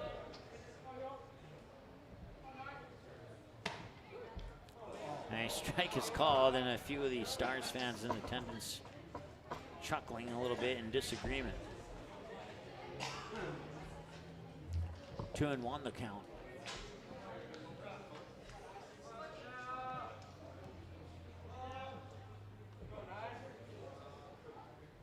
And that one's popped up, and it's a chance here for Burke, and he will make the catch.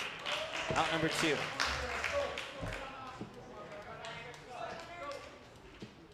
Now batting number 17, Gunnar Majerus. So it's up to Majerus to get that insurance run in. Or at minimum, at least keep that in going and getting on base. We're at 1 hour 32 minutes right now. Game 1, by the way, I don't know if I ever mentioned it, went 1 hour and 58 minutes. And about 40 of those 58 minutes were the bottom of the 6th and 7th inning. First 6 innings, the first 5.5 innings of game 1 just cruised by. And I literally mean cruised. And then it took a big diving, stopping halt in the bottom of the 6th. The strike is called, and it's a 0-2 count here already to Majerus. Majerus 0 for 3. Pop out to the shortstop, reached on an air to the shortstop, and then grounded out to the shortstop. He needs to avoid Nygaard, apparently. Unless it's in the capacity of an error. Swing and a miss, and that is a strikeout. They'll leave one stranded on base. We go to the middle of the 7th, and can Minot do it one more time?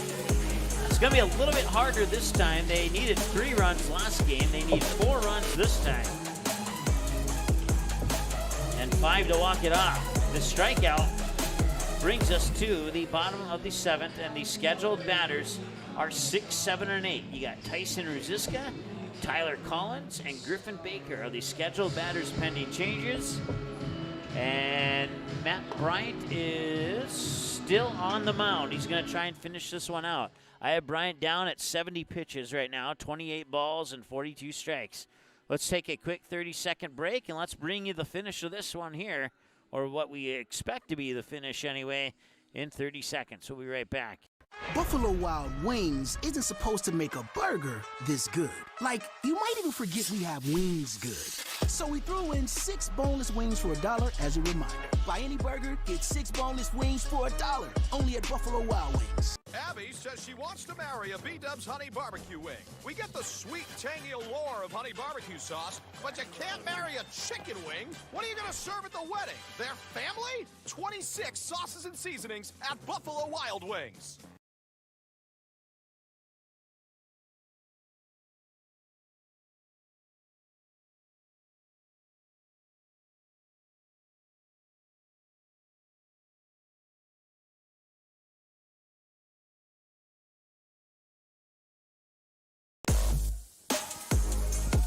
Welcome back.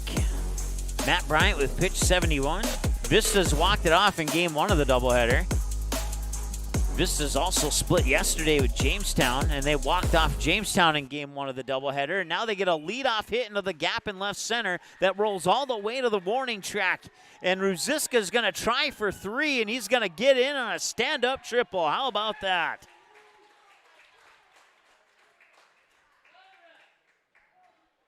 What a way to start off the bottom of the 7th. Like I said, it's going to be a little bit harder this time.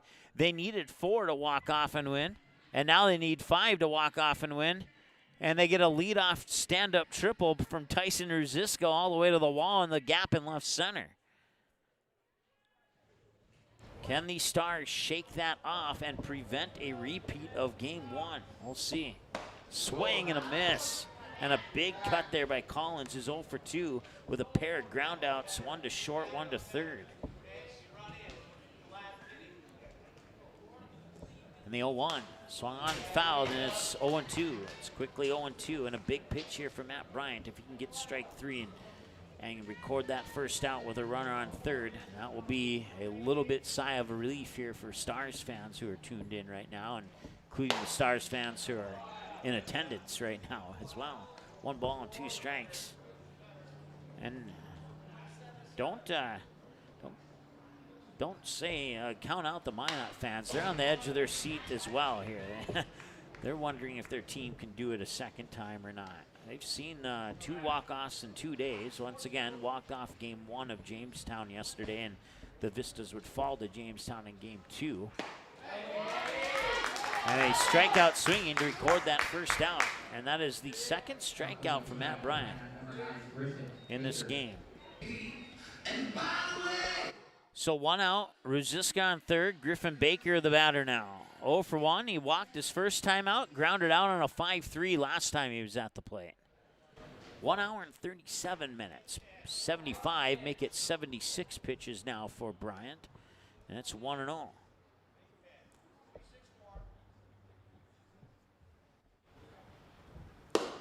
And pitch is high, and it's 2-0.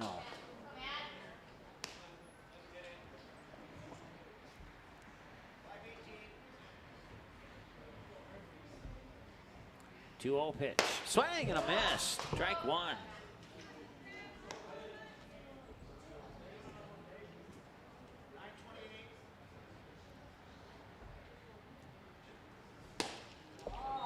Bryant will push it outside, and it's 3 balls and a strike. So Bryant trying to get him to chase on a couple of occasions on this plate appearance here for Baker. Baker didn't bite. And now it's 3-1 in favor of Griffin Baker. And Baker will walk, and there's runners on the corners. Now batting for the Vistas, Hunter Warner.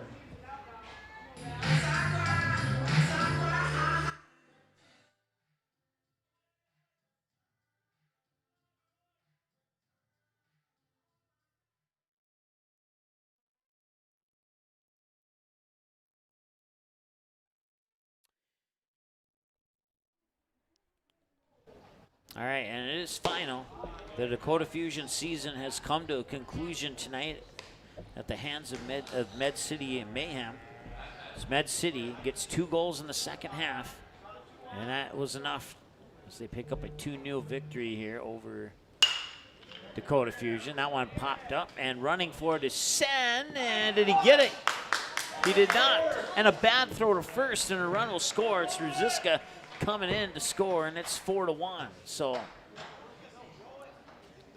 at worst case scenario, Minot will avoid the shutout for sure now.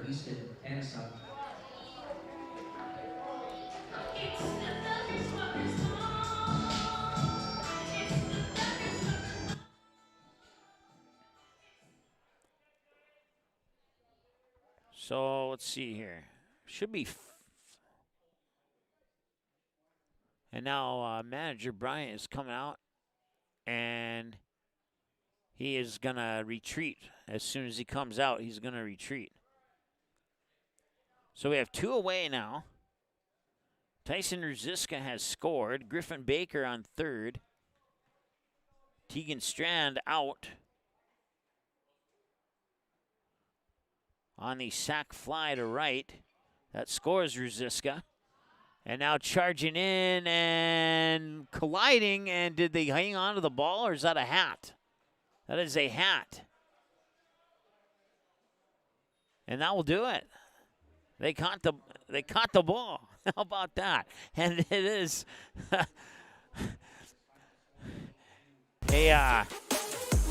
the home plate umpire getting some close-up words with manager Bryant right now. I'm not sure what that's about. But the 2 teams will line up, and the Stars will split with the Vistas here, and they came that close from pulling off a sweep on the road.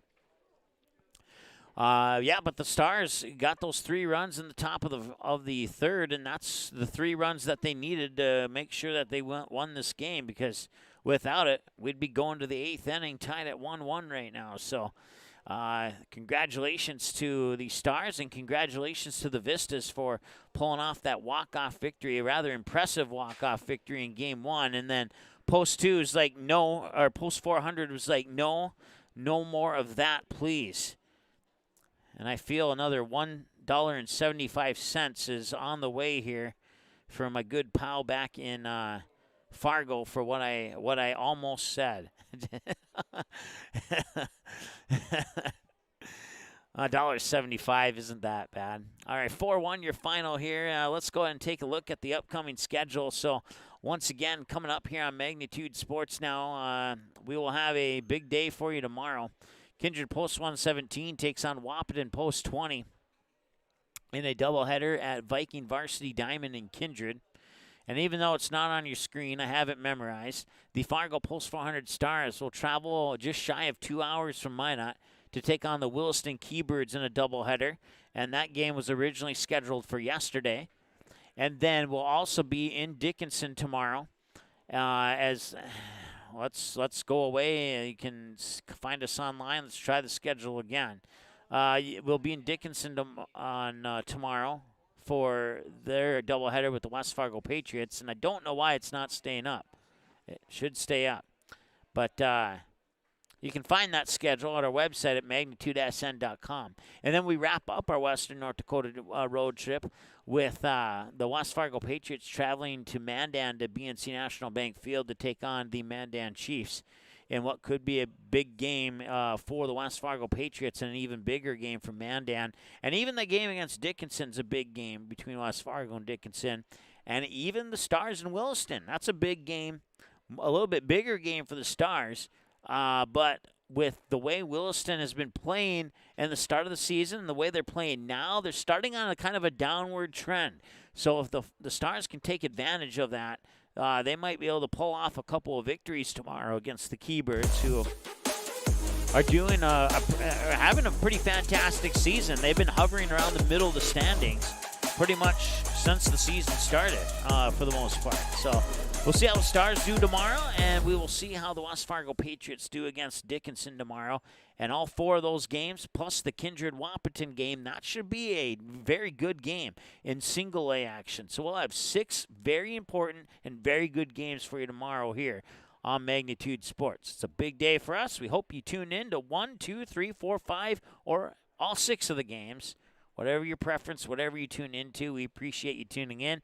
And we'll talk to you again tomorrow. It is a 6:30 local time start for the Stars tomorrow back home in Fargo, but 5:30 if you're going to be in Williston due to the time difference.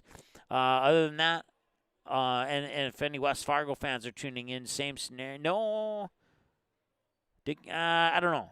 I'm not going to say that. I can't remember if Dickinson switched time zones or not, so I won't say that. But just tune in, and you can watch the game. All right, final in Game 1, Minot 6-5 winners in walk-off fashion. And final in Game 2, the Stars take care of business 4-1 victors over the Vistas here in Game 2. Time of Game 1 was 1 hour and 58 minutes. Time of Game 2 was 1 hour and 41 minutes here on the Magnitude Sports Network. Thank you so much for tuning in. We'll talk to you again soon. The preceding broadcast was an exclusive presentation of the Magnitude Sports Network. Subscribe, click the bell, and visit magnitudesn.com for a schedule of our upcoming broadcasts.